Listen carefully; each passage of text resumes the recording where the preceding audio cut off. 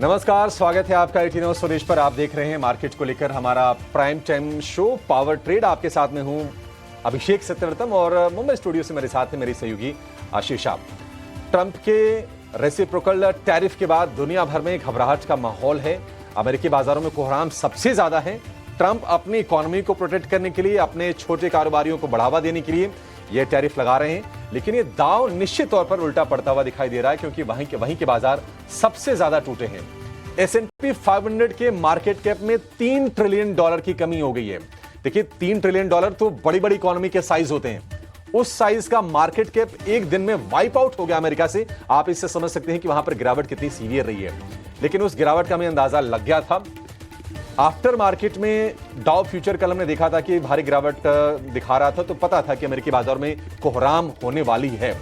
लेकिन भारतीय बाजारों ने बहुत अच्छा कैरेक्टर दिखाया, बहुत ही मैच्योर रिएक्शन हमने दिया और सारी चीजों को डिस्काउंट करके समझ के कल की जो गिरावट रही निफ्टी के सिर्फ और सिर्फ 80 अंकों की रही, और निफ्टी बैंक तो बाकायदा लोअर लेवल से 700 अंक रिकवर होकर बंद हुआ है। यह क्यों हुआ, कल हमने चर्चा की है। आगे की राह कैसी होगी, इस पर आगे हम चर्चा करेंगे। आपके लिए मौके बनेंगे या फिर अब जो अमेरिका में जो कहा जा रहा है कि नहीं शायद मंदी की स्थिति पैदा हो सकती है, जेपी मॉर्गन ने ऐसी आशंका जताई है, उसको लेकर आपको डरना है। फिर से आज हम एक एक करके सिलसिलेवार ढंग से चर्चा करेंगे और आगे हमारे लिए इवेंट्स भी ढेर सारे हैं।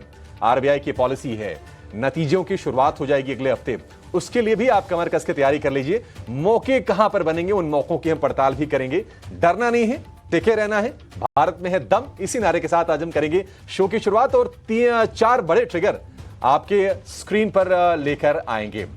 तो अमेरिकी बाजारों में भारी गिरावट का सत्र हमने कल देखा है। डाउ में जो गिरावट रही है वो रही है करीब 4% की और नैस्डैक में करीब 6% की। रसल 2000 जो स्मॉल कैप का इंडेक्स है वो गिरा है 6.5% और 5 साल की सबसे बड़ी गिरावट हमने अमेरिकी बाजारों में देखी है।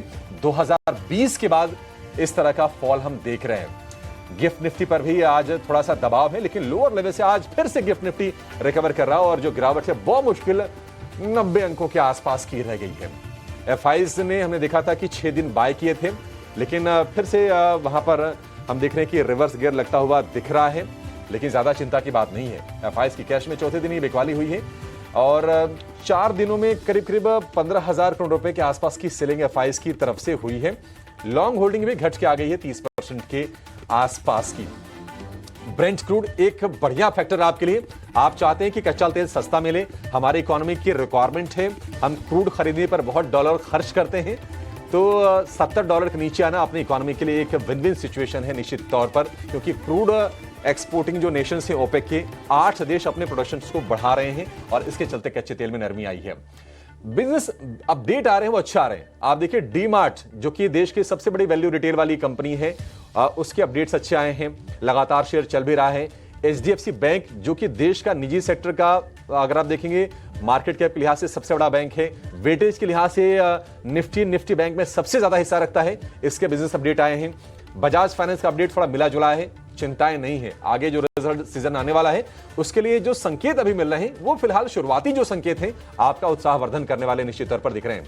मझगांव डॉक का ओएफएस खुल रहा है, ऑफर फॉर सेल, ये चर्चा में रहेगा। मझगांव डॉक वैसे हम देख रहे हैं कि शेयर में लगातार तेजी है और हमारे एनालिस्ट के रडार पर भी ये शेयर रहा है। 2829 रुपए के आसपास के भाव मझगांव डॉक के हो गए हैं। और अल्ट्राटेक का शेयर कल चल रहा था, बाजार बंद होने के बाद खबर आ रही है कि वंडर वॉल केयर को खरीदने का फैसला किया है अल्ट्राटेक सीमेंट ने, तो आज फिर से ये कंपनी फोकस में रहेगी। इसका भी एनालिसिस करेंगे कि ऑलरेडी जो कि सबसे बड़ी कंपनी है देश की क्षमता के लिहाज से हर पैरामीटर पर आप देखेंगे आज इस डील से कंपनी को कितना फायदा होगा, इसका भी आगे हम विश्लेषण विस्तार से करने वाले हैं।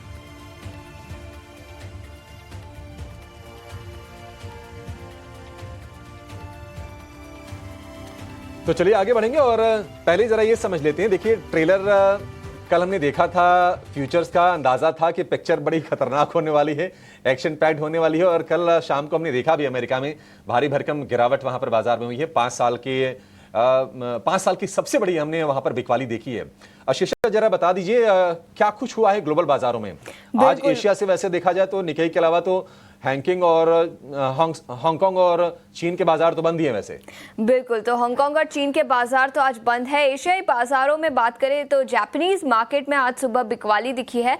इनफैक्ट निके करीब 850 अंक गिरकर 2.5% की गिरावट जापानीज मार्केट में आज सुबह दिखी है। और कोरिया के बाजार तो हरे निशान में कारोबार करते हुए नजर आए। दिन के निचले स्तर से ऑलरेडी रिकवर हो चुके हैं कोरिया के बाजार। तो एशियाई बाजारों से मिले जुले संकेत निकल कर आ रहे हैं। और गिफ्ट निफ्टी की बात करें तो 90 से 100 अंकों की गिरावट यहां पर निकल कर आई है। लेकिन जैसे आपने बताया, अमेरिकी बाजारों में कल के सत्र में भारी बिकवाली दिखी। परसों देर रात टैरिफ का अनाउंसमेंट आया, जब तक अमेरिकी बाजार बंद हो चुके थे, इसलिए उसका रिएक्शन कल अमेरिकी बाजारों में दिखा।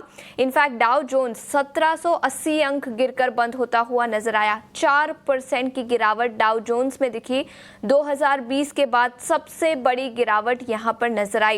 नैस्डैक की बात करें तो टेक्नोलॉजी शेयरों में भी भारी भरकम गिरावट दिखी। 6% की गिरावट नैस्डैक में 1050 पॉइंट टूटा। वही S&P 500 की बात करें तो 4.5% की गिरावट यहां पर भी दिखी। टैरिफ के अनाउंसमेंट, उसके बाद रिसेशन की चिंता। ग्लोबली कई सारे एनालिस्ट और ब्रोकरेज हाउसेस का मानना है कि शायद रिसेशन आ सकता है इन टैरिफ से, और रिसेशन की चिंता के चलते ही अमेरिकी बाजारों में कल के सत्र में भारी गिरावट दिखी। इनफैक्ट कई कुछ कॉमेंट्री निकल कर आई ग्लोबल लीडर से। फ्रेंच प्रेसिडेंट मैक्रोन ने कहा कि रिटेलिएटरी मेजर्स लिए जाएंगे। कनाडा के प्रेसिडेंट ने भी कहा कि कार जो इंपोर्ट्स होती है अमेरिका से, उस पर एडिशनल टैरिफ्स लगाए जाएंगे। तो रेसिप्रोकल टैरिफ का अनाउंसमेंट आया, उसके बाद रिटेलिएटरी टैरिफ्स के भी अनाउंसमेंट्स निकल कर आए। तो काफी कुछ एक्शन ग्लोबल बाजारों में दिखा, जिसके चलते अमेरिकी बाजार कल लाल निशान में बंद होते हुए नजर आए। इसके अलावा यूरोपियन बाजारों की बात करें तो यहां पर भी गिरावट दिखी। डैक्स 3% टूटकर बंद हुआ। फुट्सी में 1.5% की गिरावट दिखी और कैक में भी करीब 3.25% की गिरावट कल के सत्र में दिखी। तो अमेरिकी बाजारों में ही नहीं, यूरोपियन मार्केट्स में भी कल भारी बिकवाली दिखी। लेकिन काफी कुछ एक्शन कमोडिटी मार्केट में भी अभिषेक दिखा है। सबसे पहले सोने और चांदी की बात करते हैं। चांदी कल करीब 7% टूटकर बंद हुआ और सोना भी रिकॉर्ड ऊंचाई से फिसलता हुआ नजर आया।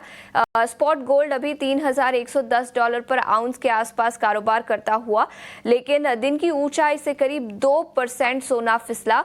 और चांदी, जैसे मैंने बताया, करीब 7 से 8% की बिकवाली यहां पर चांदी में भी देखी। तो प्रेशियस मेटल मार्केट, जिसे सेफ हेवन एसेट कहा जाता है, पिछले कुछ दिनों से अच्छी खासी तेजी दिखी थी। कल तो प्रेशियस मेटल मार्केट में भी बिकवाली दिखी। लेकिन कच्चे तेल की बात करें तो यहां पर ओपेक प्लस की कमेंट्री निकल कर आई कि सप्लाई बढ़ता हुआ नजर आएगा अगले महीने से। इसी के साथ ग्लोबल ग्रोथ की चिंता है, जिसके चलते कच्चे तेल की डिमांड कम हो सकती है और इसी के चलते कच्चे तेल में भी गिरावट दिखी। ब्रेंट क्रूड अब $70 पर बैरल के नीचे ट्रेड करता हुआ और WTI क्रूड में भी करीब 6 से 6.5% की गिरावट कल के सत्र में दिखी। डॉलर इंडेक्स, इसकी भी बात कर लेते हैं, 102 के आसपास कारोबार करता हुआ। याद रखें, डॉलर इंडेक्स 110 तक उछल चुका था, उसके बाद हल्की सी कमजोरी और अब 102 के आसपास कारोबार करता हुआ। कमोडिटी मार्केट में हमने प्रेशियस मेटल्स और कच्चे तेल की तो बात की, लेकिन इसके अलावा zinc, lead, copper, aluminium, across the board base metals में भी कल गिरावट दिखी। MCX की बात करें या ग्लोबल मार्केट में लंदन मेटल एक्सचेंज की बात करें, अक्रॉस द बोर्ड कल गिरावट दिखी और आज सुबह भी सुस्ती ही निकल कर आई है। तो कमोडिटी मार्केट में काफी कुछ एक्शन और इसके अलावा ग्लोबल बाजारों से भी आज सुबह संकेत कमजोर ही निकल कर आ रहे हैं। लेकिन फिर से एक बार भारतीय बाजारों की बात करें तो FIIs ने कल, याद रखें, फिर एक बार भारतीय बाजारों में बिकवाली की। परसों के सत्र में करीब 1500 करोड़ की बिकवाली थी, लेकिन कल करीब 2800 करोड़ की बिकवाली भारतीय बाजारों के कैश मार्केट में फॉरेन इंस्टीट्यूशनल इन्वेस्टर्स ने की। वही DIIs ने करीब 220 करोड़ की खरीदारी की। इंडेक्स फ्यूचर्स में 1910 करोड़ की बिकवाली दिखी। इंडेक्स ऑप्शंस में 18,000 करोड़ की बिकवाली दिखी। स्टॉक फ्यूचर्स और स्टॉक ऑप्शंस में भी कल के सत्र में बिकवाली ही दिखी। तो फॉरेन इंस्टीट्यूशनल इन्वेस्टर्स की बिकवाली का ट्रेंड अभी भी कंटिन्यू होता हुआ नजर आया। लेकिन अभिषेक, कई सारे एनालिस्ट और एक्सपर्ट से हमने बात की तो उनका मानना है कि शायद अब फ्लोज भारतीय बाजारों में आने शुरू हो सकते हैं। अमेरिकी बाजार अब ज़्यादा अट्रैक्टिव नहीं रहे तो शायद फॉरेन इंस्टीट्यूशनल इन्वेस्टर्स की बिकवाली अब कम होती हुई नजर आ सकती है। लेकिन DII और FII की पोजीशनिंग में किस तरह के बदलाव हुए हैं वो भी आप हमें बताएं। अच्छा, बिल्कुल आपने सही कहा। देखिए, ये 4 दिन से एफआईज बिकवाली कर रहे हैं, लेकिन इसको लेके बहुत ज़्यादा डरने की ज़रूरत नहीं है। ये क्या है ना कि सेंटिमेंट के लिहाज से भी बिकवाली भारतीय बाजारों में हो रही है। थोड़े से लोग अपने कैश अपने पास रखना चाहते हैं और सोचते हैं कि अच्छा फिर और अच्छे लेवल मिल जाए तो फिर से डिप्लॉय कर देंगे। 6 सत्र की हमने लगातार तेज़ी देखी थी एफआईज की तरफ से, उनकी तरफ से खरीदारी आई थी और ये 4 सत्र की बिकवाली 40% हो गई थी इंडेक्स फ्यूचर्स में लॉन्ग होल्डिंग एफआईज की, और वो गिर के आ गई है 30% के आसपास की। लेकिन इसको ना नेगेटिवली रीड नहीं करना चाहिए। देखिए, क्वांटम ये छोटे छोटे हैं, कितने बेच रहे हैं। 2 अप्रैल को 1500 करोड़ के, 3 अप्रैल को 2800 करोड़ के, मतलब बहुत ही छोटा अमाउंट होता है ये एफआईज की पोजीशनिंग के लिहाज से। और जैसा कि आप बता रहे हैं कि डॉलर इंडेक्स आ गया है 102 के नीचे। जी हाँ, 102 के नीचे है और 6 महीने के भी निचले स्तर पर है डॉलर इंडेक्स। डॉलर इंडेक्स जितना नीचे रहे हमारे लिए उतना अच्छा है। मतलब रुपये अगर स्ट्रेंथन हो तो हमारी इकोनॉमी स्ट्रेंथन होती है। तो ये एक अच्छी चीज ये है, ना तो अमेरिकी बाजार अट्रैक्टिव दिख रहे हैं, ना ही वहां का बॉन्ड मार्केट जो ट्रेजरी यील्ड होती है वो अट्रैक्टिव दिख रही है। क्योंकि अगर आप देखेंगे तो जो 10 ईयर की बॉन्ड यील्ड है अमेरिका में वो गिर के आ गई है 4%, ब्रीफली 4% की नीचे भी गई थी। फिलहाल आप देखेंगे एग्जैक्ट 4% के आसपास का आंकड़ा है। तो ये भी चीज फेवरेबल नहीं है। एफआईज का पैसा आखिरकार जाएगा कहां? देखिए, इमर्जिंग मार्केट्स में चीन सबसे बड़ा बाजार आप देखेंगे, थोड़े फंड फ्लोज वहां मूव हो सकते हैं। भारत में भी फंड फ्लोज आएंगे अगर डिप्लॉय करना तो। अमेरिका अगर रेसेशन में आता है, देखिए किसी इकोनॉमी का रेसेशन में जाना वैसे अच्छी चीज नहीं होती है, क्योंकि हम अपने इकोनॉमी के कुछ हद तक निर्भर हैं अमेरिका पर। लेकिन अगर अमेरिका में अगर इस तरह की चर्चाएं चलती हैं तो फिर फंड्स आएंगे भारत में। तो मुझे नहीं लगता है कि एफआईज को लेकर ज्यादा कुछ सोचने की जरूरत है। ये 4 सत्र की जो बिकवाली आ रही है, मुझे लगता है कि ये हो सकता है कि 1-2 दिन और चले, थोड़ा सा चीजें और क्लियर हो जाएं, उसके बाद एफआईज की खरीदारी लौटेगी, कोई दो राय नहीं है। और वैसे भी आपने देखा कि 5 महीने की लगातार बिकवाली के बाद अल्टीमेटली मार्च में एक छोटा सा आंकड़ा आया था 2000 करोड़ रुपए के आसपास का नेट कैश में एफआईज की तरफ से बाय का। उम्मीद करेंगे कि ये ट्रेंड थोड़ा सा कंटिन्यू हो, एफआईज का सपोर्ट मिले। और चूंकि भारत में जो मैक्रोज हैं वो बहुत अच्छे हैं, तो एफआईज को लेकर ज्यादा यहां पर आशीषा डरने वाली बात नहीं है। ये बहुत कुछ दिनों की बात है, ये कन्वर्ट होगी बाय में, इसमें मुझे कोई शक नहीं है। तो ये एफआईआईज और डीआईआईज के आंकड़े और पोजीशनिंग में बदलाव। लेकिन इसके अलावा इंडेक्स लेवल पर अभिषेक अब चर्चा करते हैं। और कल गिफ्ट निफ्टी से तो कमजोर ओपनिंग के संकेत निकल कर आ रहे थे, ओपनिंग में दबाव भी दिखा, लेकिन उसके बाद भारतीय बाजारों में अच्छी खासी रिकवरी दिखी। निफ्टी केवल 80 अंकों की गिरावट के साथ 23,250 के लेवल के आसपास बंद होता हुआ नजर आया। अब कौन से सपोर्ट और लेवल्स, रेजिस्टेंस लेवल्स पर अभिषेक हमें नजर रखनी चाहिए?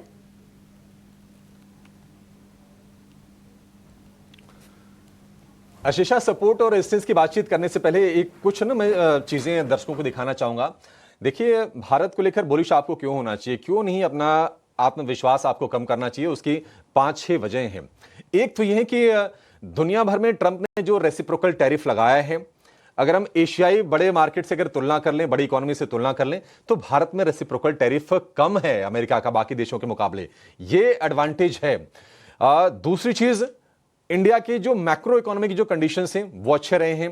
टैक्स कलेक्शन के अच्छे नंबर आए हैं, जीएसटी कलेक्शन के बढ़िया नंबर आए हैं। इसके अलावा हमने देखा कि जीडीपी ग्रोथ फिर से बढ़ने लगी है। यहां पर आरबीआई की तरफ से रेट कट भी हुआ है।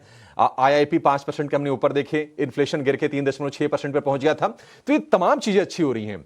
एक और अच्छी चीज, अब Q4 नतीजों की शुरुआत होने वाली है। Q4 के बिजनेस अपडेट आए हैं, वो बहुत अच्छे आए हैं और अब तक जो संकेत मिल रहे हैं वो बढ़िया संकेत मिल रहे हैं। एचडीएफसी बैंक के भी जो बिजनेस अपडेट आए हैं वो ठीक ठाक ही आए हैं। डीमार्ट के अच्छे नंबर आए हैं। कल भी हमने देखा था बैंकिंग फाइनेंशियल के जो आ रहे थे अपडेट्स, वो भी अच्छे आ रहे थे। तो उम्मीदें देखिए अब इस बात की भी बढ़ रही है, चूंकि इन्फ्लेशन नीचे है, तो क्या आरबीआई जो भी अपनी आने वाली जो पॉलिसी है अगले हफ्ते की, क्या उसमें रेट कट करेगा? उम्मीदें तो हैं। और मांग ये भी हो रही है कि जिस तरह की इकोनॉमी की कंडीशन है, जिस तरह से आपके इन्फ्लेशन की ट्रेजेक्ट्री है नीचे की तरफ, तो डिमांड ये भी इकोनॉमिस्ट कर रहे हैं कि नहीं, आधे %, 0.25% नहीं, आधे % का कट दे दीजिए, गवर्नर साहब। देखते हैं क्या कुछ निकल के आता है। तो ये सारी उम्मीदें बन रही है। और आप देखिए ये Q4 के बिजनेस अपडेट के आंकड़े आपकी स्क्रीन पर, इसमें आपको जो हरे वाला जो कॉलम है ना, वो सबसे ज्यादा आपको भरा भरा दिखाई देगा, यानी कि ज्यादातर कंपनीज के जो बिजनेस अपडेट आ रहे हैं वो अच्छे आ रहे हैं। और देखिए आशीषा, ये पूरे जो सिनेरियो है ग्लोबल, इसको समझने के लिए बहुत दिमाग लगाने की जरूरत नहीं है, बस सही पर्सपेक्टिव में देखने की जरूरत है। कोई अगर बस इतना समझ ले कि आर्थिक तौर पर हमारी निर्भरता अमेरिका पर ज्यादा है या फिर अमेरिका की निर्भरता हम पर ज्यादा है, थोड़ा सा विचार करेंगे, आप तो खुद एक सीए हैं, आप आंकड़ों के खेल को अच्छे समझती हैं, तो लोग अंदाजा लगा लेंगे कि नहीं, अमेरिका भारत पर डिपेंडेंट है, हम भारत की जरूरत है, हमारी फार्मा कंपनियां उनको चाहिए, हमारे सस्ते आईटी सर्विसेज उनको चाहिए, हमसे उनको कपड़े चाहिए, जेम्स ज्वेलरी चाहिए।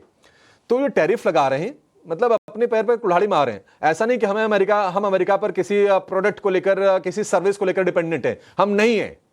और टैरिफ में वो चीज समझ में आई होगी कि मतलब डोनाल्ड ट्रंप ने 26-27% लगाया तो सोच समझ के लगा हुआ, कर सकते थे भारत पर भी वो कर देते 50%, 60%, लेकिन नहीं किया है।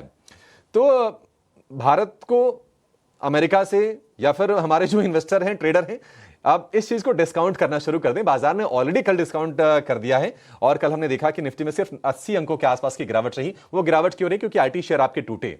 आईटी इंडेक्स ऑलरेडी हम देख रहे हैं कि ये एक तरह से बेयर मार्केट में है और वहां पर पेन बढ़ता दिख रहा है। और वो भी कह सकते हैं कि यूएस इंपोर्टेड प्रॉब्लम है, क्योंकि वहां की इकोनॉमी में मंदी की बातचीत चल रही है। भारतीय बाजार ने हमने देखा कि जो दर्द था उसको अच्छे से झेला, अच्छे आंकड़े आए, धीरे धीरे हम आगे बढ़े, एफआईएस की खरीदारी लौटी और बढ़िया मार्च हमने देखा। करीब 5.5% के इंडेक्स लेवल पर हमने तेजी देखी है निफ्टी में, निफ्टी बैंक में, और उम्मीद करेंगे कि वो कंटिन्यू हो। देखिए थोड़ा क्वेश्चन भी मिला है, ये रेसिप्रोकल टैरिफ से पहले अगर आप देखेंगे तो निफ्टी जो था 23,600 के 23,860 के आसपास का, वो गिर के आ गया था 23,000 के आसपास, थोड़ा सा चला है, लोअर लेवल से हल्की सी स्ट्रेंथ आई है। मुझे नहीं लगता है कि यहां से बाजार में कोई ज्यादा पेन है। अगर डाउनसाइड है भी तो सिर्फ इस वजह से कि नहीं, ग्लोबल जो सेंटिमेंट है थोड़ा सा वीक दिख रहा है। लेकिन अगर आप नेगेटिव्स को पॉजिटिव्स को अगर एक पलड़े पर दो पलड़े पर रखेंगे तो हमारे पॉजिटिव्स ज्यादा हैं, नेगेटिव्स कम हैं। नेगेटिव्स ये हैं कि हाँ, ये ट्रंप ने थोड़ा सा घबराहट का माहौल पैदा कर दिया है, सप्लाई चेन को लेकर थोड़ी सी चुनौतियां पैदा हो सकती हैं, ग्लोबल बाजारों में गिरावट हो रही है। लेकिन पॉजिटिव्स ढेर सारे हैं। कच्चा तेल आपका $70 के नीचे आ गया शीशा, और ये बड़ा फैक्टर है, ये आपको सपोर्ट दे सकता है। क्रूड हो गया, यूएस की बॉन्ड यील्ड हो गई, डॉलर इंडेक्स हो गया, ये सब कुछ तो हमारे फेवर में है। ज्यादा यहां से चिंता नहीं है। मुझे लगता है कि अगर हम निफ्टी के सपोर्ट और रेजिस्टेंस की बात कर रही हैं तो ज्यादा से ज्यादा 22,900 बहुत ही हम सेफ है, वहां तक कोई तनाव नहीं है। एक हफ्ता क्रूशल है, थोड़े से वोलेटाइल माहौल रहेगा अगले एक हफ्ते तक, मतलब जब तक टीसीएस के नतीजों की शुरुआत नहीं हो जाती या फिर आरबीआई की पॉलिसी नहीं आ जाती है, थोड़ी सी अनिश्चितता का माहौल बाजार में रहेगा। लेकिन जो स्टांस होना चाहिए ट्रेडर्स का, वो बाय ऑन डिप्स का ही यहां से होना चाहिए।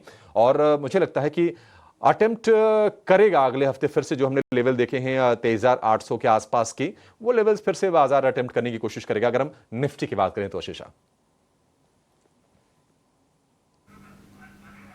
अभिषेक, गुड मॉर्निंग। आपकी आवाज में जो कॉन्फिडेंस और पॉजिटिविटी दिख रही है, भारतीय बाजार को और ज्यादा कॉन्फिडेंस दे जाएगी। इनफैक्ट हम देख ही रहे हैं कल किस तरह से सेंटिमेंट्स डेवलप होते हुए नजर आए। बावजूद इसके कि रेसिप्रोकल टैरिफ लगाए गए, भारतीय बाजार ने अपनी चाल और अपनी पॉजिटिव चाल चलकर दिखाई, which is a very strong point in itself. और कॉन्फिडेंस और कन्विक्शन तो है ही। एक्सपर्ट्स का भी क्या कहना है, इस पर भी हमें बातचीत आगे करनी होगी। लेकिन इस वक्त की सच्चाई तो यही है कि ट्रंप की जवाबी टैरिफ से मानो एक तरह से ये पूरा का पूरा सिनेरियो अमेरिकी बाजार के लिए ही भारी पड़ गया, क्योंकि हाहाकार मचा 2020 के बाद की सबसे बड़ी गिरावट अमेरिकी बाजार में बीती रात दिख चुकी है। नैस्डैक 6% की गिरावट, डाउ S&P में 5% की गिरावट।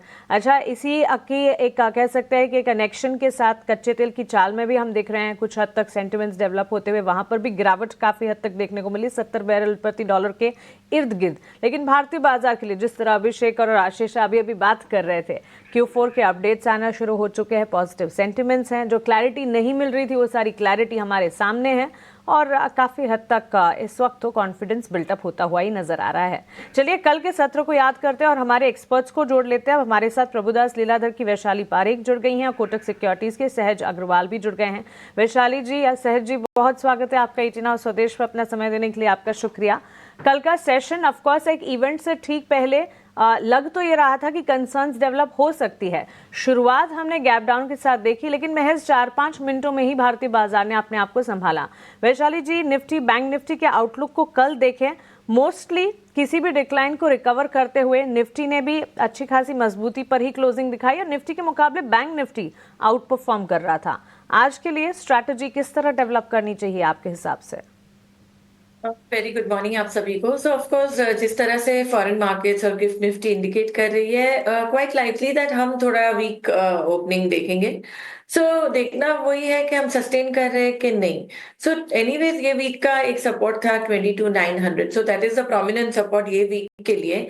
और जिस तरह कल भी हमने देखा कि मार्केट में स्टॉक स्पेसिफिक की बात करें तो जैसे कि बैंक निफ्टी की हम बात कर रहे हैं, that is continuing to outperform. So फिलहाल देखा जाए तो 51,000 का सपोर्ट है बैंक निफ्टी में और 52,200 का रेजिस्टेंस है।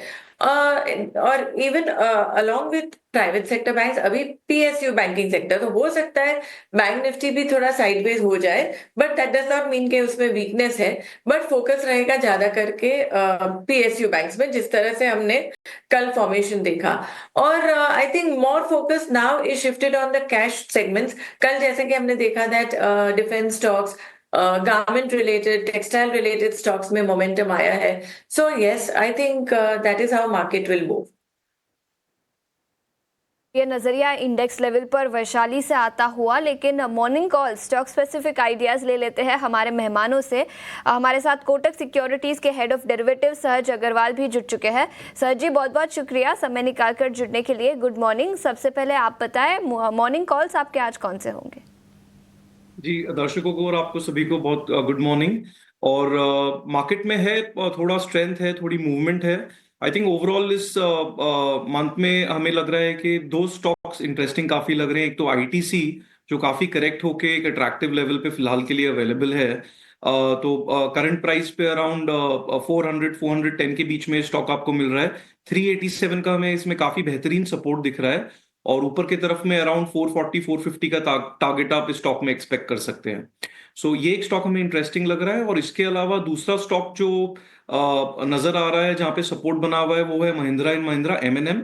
अभी अराउंड 2625 के आसपास ये स्टॉक ट्रेड कर रहा है। ट्रेडिंग पर्सपेक्टिव से 2520 का इसमें काफी बेहतरीन सपोर्ट है और ऊपर की तरफ में जो टेक्निकल बेसिस पे एक रेजिस्टेंस आ रहा है, वहां तक का हम टारगेट एक्सपेक्ट करेंगे 2800-2850 के आसपास का। सो ये दो अपॉर्चुनिटीज हमें रिस्क रिवॉर्ड और करंट मार्केट सेटअप के बेसिस पर काफी इंटरेस्टिंग लग रहे हैं।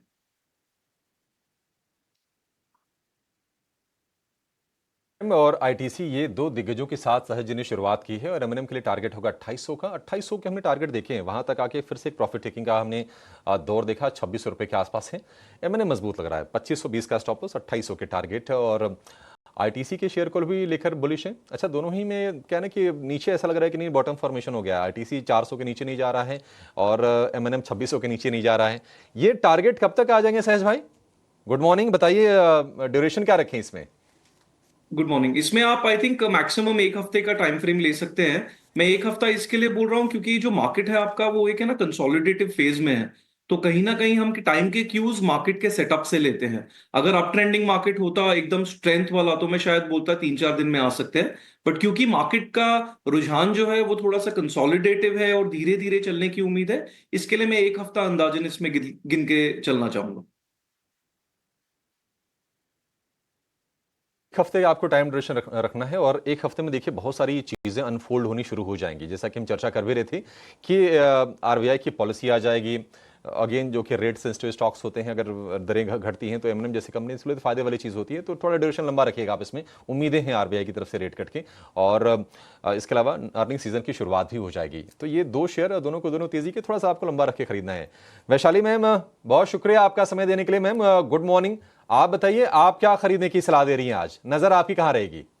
Very good morning. So yes, एक तो प्रोटीन मैंने रेकमेंड किया है हमारे क्लाइंट्स को भी, और मैं आज भी रेकमेंड कर रही हूँ। यस्टरडे, कल देखा जाए तो एक अच्छा सा वॉल्यूम पिकअप हुआ है, technically very well placed on a support of cluster of moving averages. So 1330 का सपोर्ट है और पोजिशनल बाय रहेगा। टारगेट रहेगा 1550 टू 1600। दूसरा है टॉरेंट पावर। सो कल हम देखें during the latter half of the day, Torrent Power में एक दोबारा एक वॉल्यूम भी पिकअप हुआ है, न्यू राउंड ऑफ मोमेंटम भी सेट हो रहा है, ऑलरेडी इन अ ट्रेंड, थोड़े से कंसोलिडेशन के बाद दोबारा ये मूवमेंट में है। सो 1450 का सपोर्ट रहेगा, फिलहाल 1552 पे है। आई थिंक ये भी पोजिशनल ट्रेड रहेगा। नियर टर्म ब्रेकआउट आएगा 1715। सो 1715 का टारगेट रहेगा टॉरेंट पावर में। टॉरेंट पावर के लिए 1715 ये पावर वाले स्टॉक्स चले हैं। टॉरेंट पावर ने भी पार्टिसिपेट किया है और 1540 का इसमें सपोर्ट लगा लीजिए 1715 के टारगेट के लिए। प्रोटीन ई गोवी कल की क्लोजिंग बड़ी अच्छी दी है, शेयर ने 4% ये चला है और इसके लिए 1600 रुपए तक के टारगेट है। वैशाली जी, आपके भी टारगेट क्या हफ्ते भर रखने पड़ेंगे शेयरों को? टाइमिंग का मैं नहीं कह सकती हूँ, बिकॉज लेट्स सी मोमेंटम कैसे आता है, but I will wait till targets are met.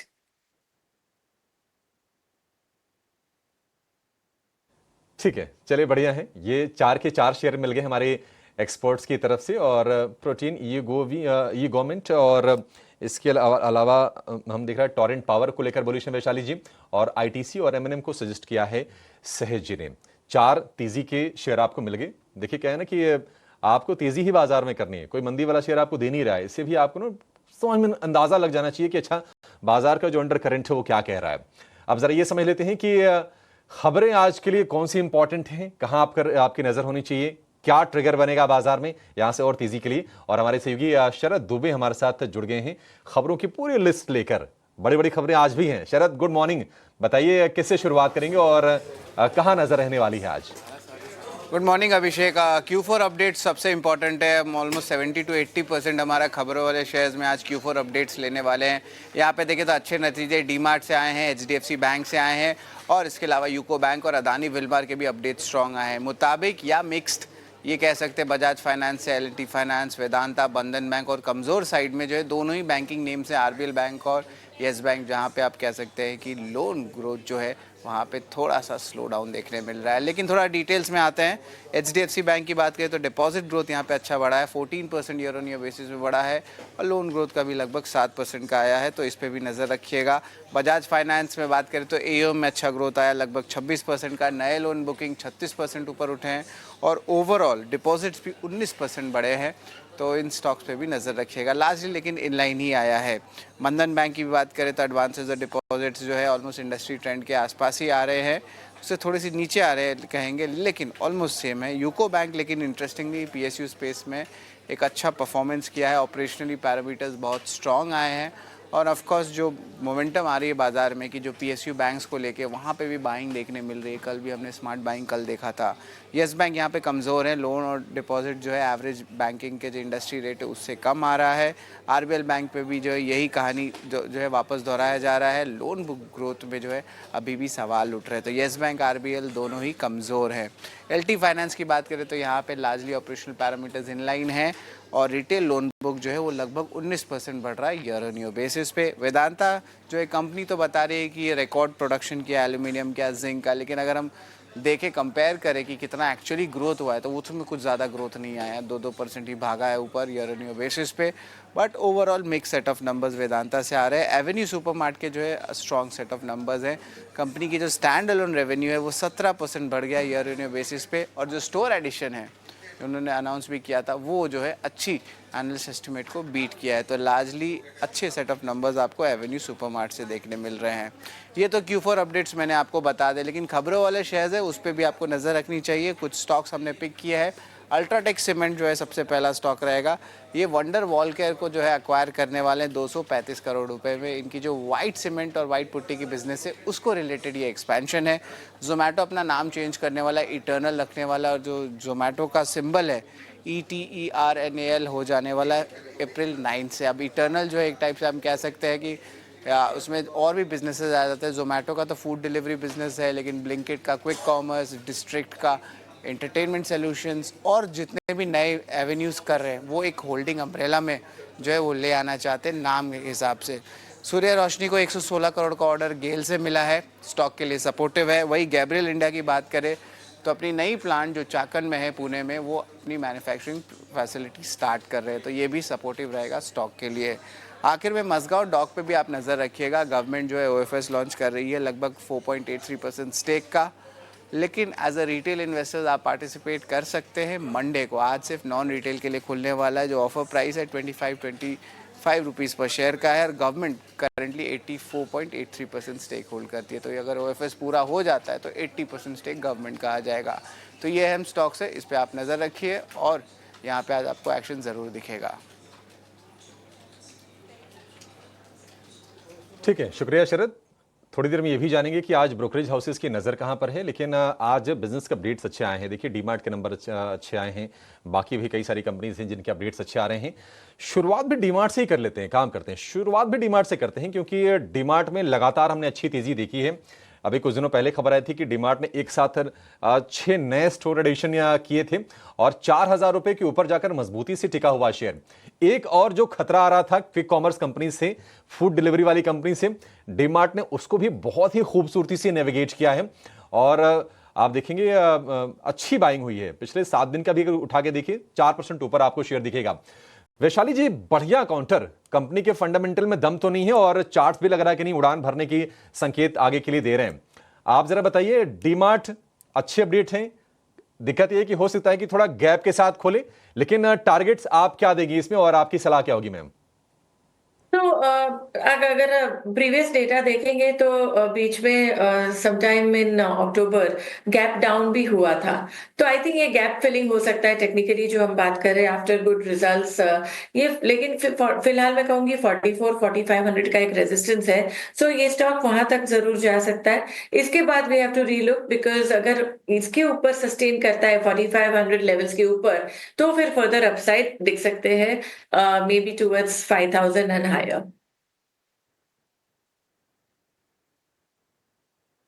DMart को होल्ड करने की सलाह है। एक और ट्रिगर बाजार के लिए अच्छी है और वो है कच्चे तेल में गिरावट। $75 तक पहुंचा था क्रूड, फिर से गिर के आ गया है $70 के नीचे ब्रेंट क्रूड का। और 4 की इंडस्ट्रीज होती हैं जिससे जिनको फायदा होता है। एक तो ऑयल मार्केटिंग वाली जो कंपनीज होती हैं उनको फायदा होता है, इनको बोलते हैं डाउनस्ट्रीम कंपनीज। मार्केटिंग वाले जो बिजनेस करती हैं, जो पेट्रोल पंप वगैरह चलाती हैं, उनको फायदा होता है। पेंट कंपनीज के लिए क्योंकि की रॉ मटेरियल उनको फायदा होता है। एविएशन कंपनीज को फायदा होता है क्योंकि ATF का बड़ा हिस्सा होता है। इसके अलावा फायदा होता है टायर वाली कंपनीज को, और क्रूड के डेरिवेटिव्स का केमिकल में भी इस्तेमाल होता है, तो केमिकल कंपनीज के लिए भी फायदे की चीज होती है। 4-5 अहम सेगमेंट हैं। OMCs को लेकर जरा व्यू लेते हैं। सहज भाई, आज हो सकता है कि IOC, BPCL, HPCL में हम तेजी देखें। अगर एक शेयर चुनना हो इसमें से, तो आपकी नजर कहां पर रहने वाली है? क्या लॉन्ग करें शुरुआती ट्रेड में? मेरे हिसाब से यदि आप BPCL का चार्ट देखेंगे, BPCL में इसलिए सिलेक्ट करूंगा क्योंकि यूजुअली ये स्टॉक इस सेक्टर में सबसे ज्यादा बीटा और सबसे ज्यादा मूवमेंट देता है। तो ये एक स्टॉक थोड़ा सा रिलेटिवली बेटर ऑफ नजर आ रहा है। बट पोजिशनल पर्सपेक्टिव से थोड़ा सा करेक्शन यदि आता है तो मैं इसमें लेने की सलाह दूंगा, क्योंकि ऑलरेडी रीसेंट टाइम्स में ये स्टॉक आपका 250 वाला 280-290 तक आ गया है। तो यदि 280 के आसपास ये स्टॉक मिलता है तो ये आपका एक ट्रेडिंग अपॉर्चुनिटी बन सकती है बाय करने के लिए अराउंड 300-305 के टारगेट के आसपास, और नीचे में आपका सपोर्ट रखेंगे अराउंड 270 का। तो थोड़ा सा करेक्शन के बाद में लेने में इसमें ज्यादा कंफर्टेबल रहूंगा रिस्क रिवॉर्ड पर्सपेक्टिव से। एक्शन आ जाए तो आपको लेने में समझदारी रहेगी। अगर आप 1 महीने में देखेंगे 12% ऑलरेडी चल गया है। आज भी दिक्कत कई बार ये होती है कि आप हाथ मसल के रह जाते हैं, मन महसूस लेते हैं, क्योंकि गैप के साथ शेयर खोल देते हैं, क्योंकि न्यूज़ बड़ी है। देखिए 5% का ड्रॉप आना कच्चे तेल में एक बड़ा ट्रिगर बनेगा इन कंपनीज को लेकर। लेकिन एक और शेयर बाजार का दिग्गज HDFC बैंक, उसके भी जो अपडेट्स आए हैं Q4 के अच्छे आए हैं। और डिपॉजिट्स में अगर आप देखेंगे तो डिपॉजिट में जो बढ़ोतरी है वो है करीब करीब 14% की। नए लोन में, जिसको कि एडवांसेस कहते हैं, उसमें बढ़ोतरी है 5.5% की। ईयर ऑन ईयर के ये फिगर्स हैं। एचडीएफसी बैंक, वैशाली जी, हमने देखा कि अच्छी रफ्तार के साथ ये 1800 सवा 1800 रुपए के ऊपर ये शेयर निकला था। थोड़ा सा प्रेशर ऊपरी स्तरों से आया है, आज फिर से हो सकता है हम जोश देखें। इसका ये बताएं कि सपोर्ट कहां पर है और क्या इसमें तेजी करनी चाहिए, अगर हां तो टारगेट्स क्या होंगे आपके ma'am? Yes, of course, it's got into a trend. So as long as 1740, फिलहाल 1800 के पास है, तो 1740 is the near term support और रेंज रहेगा 1740 to 1840. So 1840 के ऊपर अगर ये सस्टेन करता है तो of course we are looking at 1800 and 1900. तो मेरे हिसाब से जिस तरह से बैंकिंग स्टॉक सब चल रहे हैं और एचडीएफसी बैंक का भी ट्रेंड काफी इंटैक्ट है, तो हर एक डिप पे खरीदा जा सकता है। कीपिंग इन माइंड 1740 1720 का एक सपोर्ट बैंड है। बैंक का पॉजिटिव बिजनेस अपडेट, और इस बिजनेस अपडेट के बाद आज नजर जरूर रखनी होगी। और बैंक्स एंड फाइनेंशियल्स में इनफैक्ट वैशाली जी, आपका कन्विक्शन कल भी रहा बैंक्स एंड फाइनेंशियल्स पर, आप अपना पॉजिटिव आउटलुक कल जता रही थी। और इस वक्त जो बिजनेस अपडेट्स आ रहे हैं on the face of it, लगातार बजाज फाइनेंस हो चाहे बंधन बैंक हो, एचडीएफसी बैंक के तो अच्छे है ही, बंधन बैंक के डिपॉजिटर्स में 7% की बढ़त देखने को मिली है। कल बैंक निफ्टी में अच्छी मजबूती के साथ हमने डे हाई क्लोजिंग देखी। बजाज फाइनेंस के क्वार्टरली अपडेट्स पर भी नजर होनी चाहिए। सालाना आधार पर नए लोन में करीब 36% की बढ़त यहाँ दिखी है। एयूएम्स अभी बढ़कर 4 लाख करोड़ के पार गए हैं। हालांकि कल के सत्र में बजाज ट्विंस में हमने देखा था वॉलेटिलिटी के साथ कामकाज था, लेकिन दोनों ही बजाज फाइनेंस और बंधन बैंक पर भी आपका आउटलुक वैशाली जी हम जानना चाहेंगे। ये actually technical target resistance Bajaj finance में ऑलरेडी था 8900 to 9000 और ये हाई हो चुका है, तो अभी रिट्रेस हो रहा है। बट आई थिंक अगर ट्रेंड को इंटैक्ट रहना है तो 8200 is the near term support.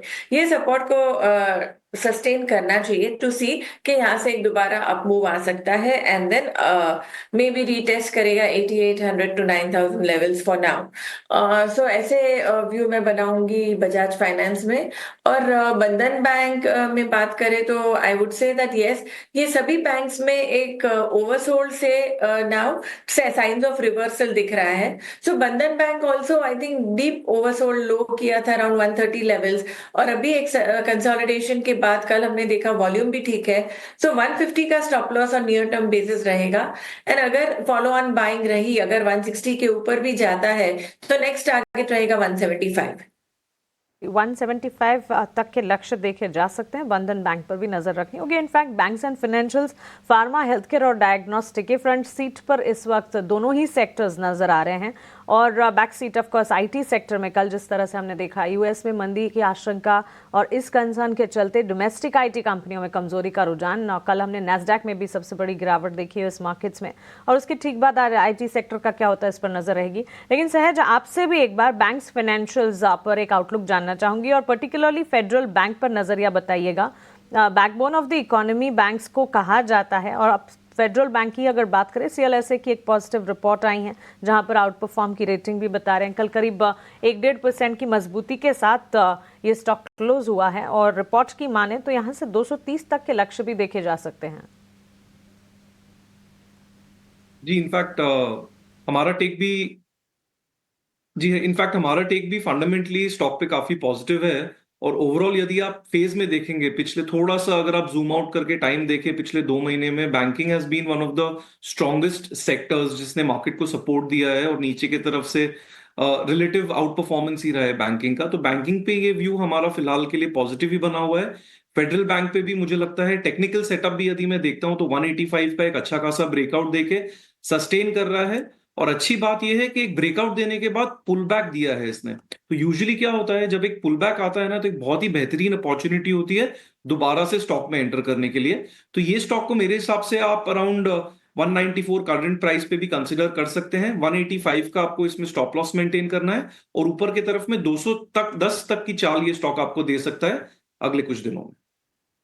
खरीदारी के मौके बन रहे हैं। ऑफ कोर्स 185 का स्टॉप लॉस लगाना है, 200 और 210 तक के लेवल्स नजर आएंगे, उसके बाद रिविजिट करने की कोशिश, और उसके बाद आगे के टारगेट्स पे आपको सुझाएंगे। लेकिन डिफेंस और शिप बिल्डिंग स्पेस पर भी फोकस होना चाहिए।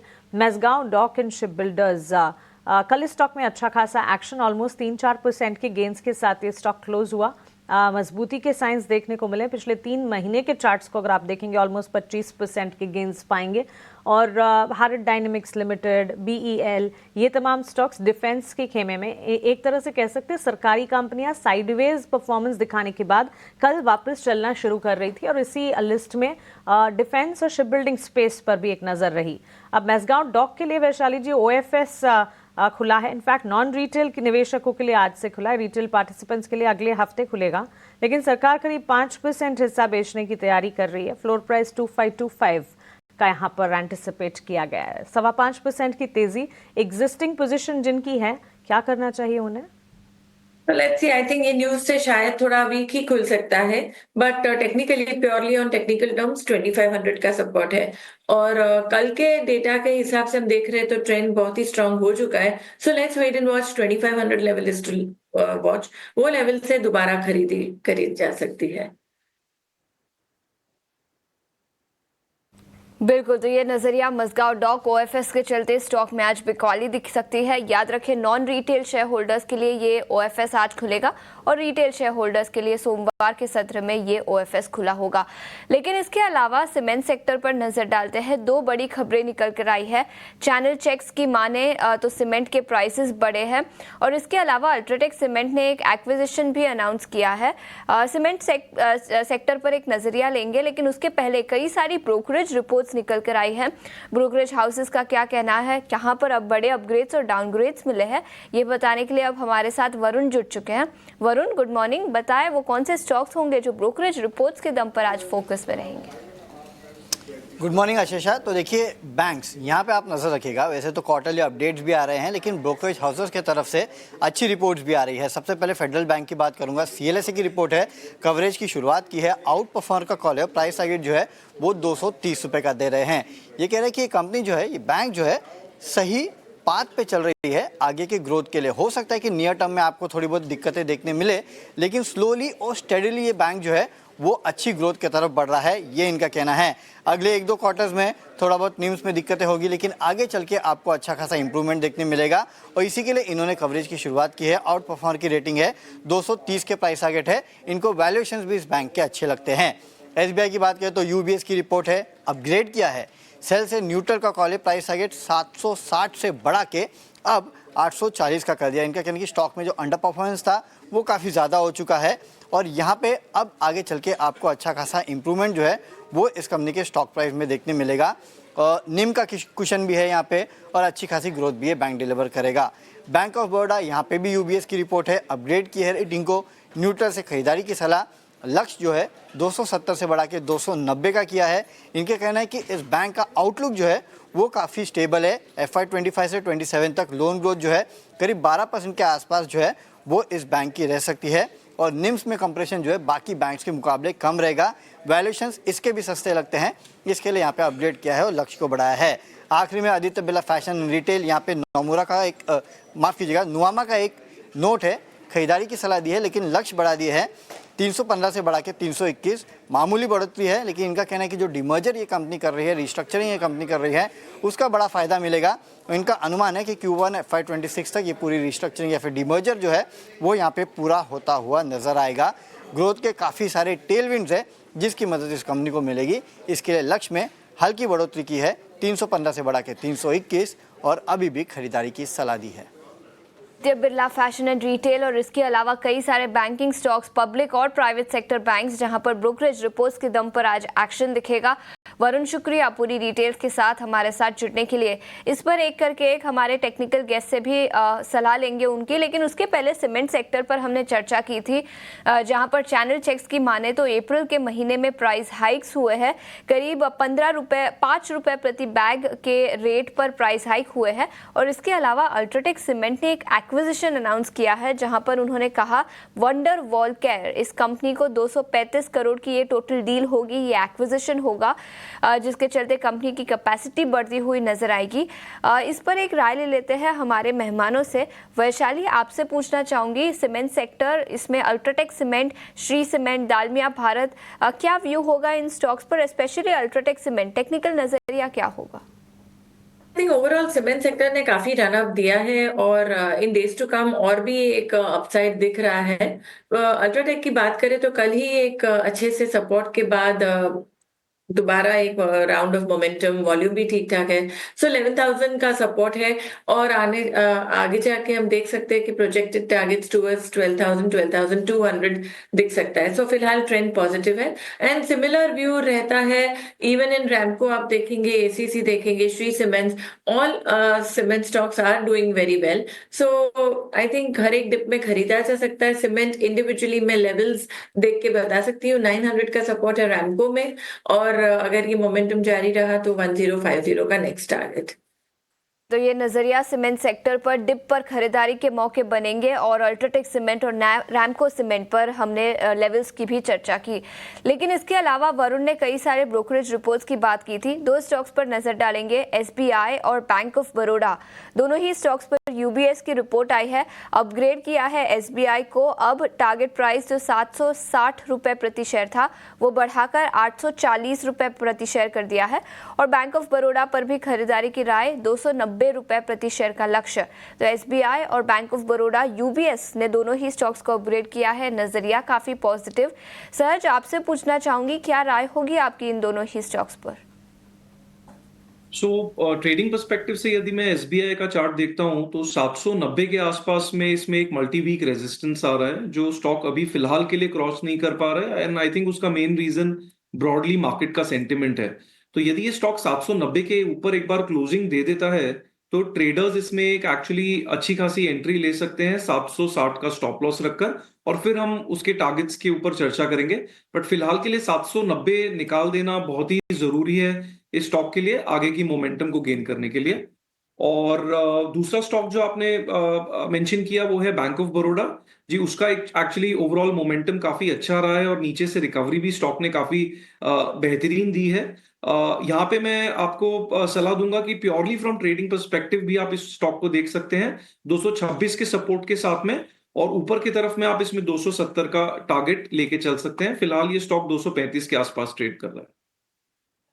नजरिया बैंक ऑफ बड़ौदा और इसके अलावा एसबीआई, फंडामेंटल और टेक्निकल दोनों ही नजरिया हमने आपके सामने रखा। लेकिन इसके अलावा आईटी स्टॉक्स पर नजर डालेंगे। याद रखिए, ओवरनाइट अमेरिकी बाजारों में नैस्डैक में भारी गिरावट दिखी। कई सारे टेक्नोलॉजी स्टॉक्स बिकवाली के साथ बंद होते हुए नजर आए और भारतीय बाजारों में कल आईटी इंडेक्स सबसे बड़ा सेक्टोरल लूजर तो था ही, लेकिन 9 महीने के निचले स्तर पर बंद होता हुआ नजर आया। दो स्टॉक्स इस सेक्टर से, वैशाली आपसे पूछना चाहूंगी, परसिस्टेंट सिस्टम्स करीब 8 से 10% की गिरावट कर यहां पर दिखी थी, और इसके अलावा कोफोर्ज, इन दोनों स्टॉक्स पर कल की भारी बिकवाली के बाद अब किस तरह की रणनीति होगी? आई थिंक परसिस्टेंट में और भी थोड़ा डाउनसाइड दिख रहा है। May be 4500 would be the ideal level, वहां पे एक सपोर्ट दिख रहा है।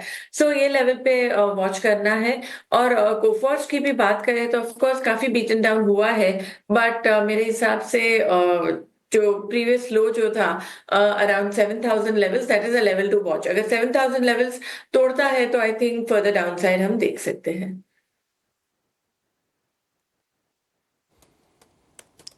ठीक है, 7000 टूटा तो फिर गिरावट दिखेगी। मिड कैप आईटी में कल पिटाई काफ़ी ज़्यादा सीवियर थी।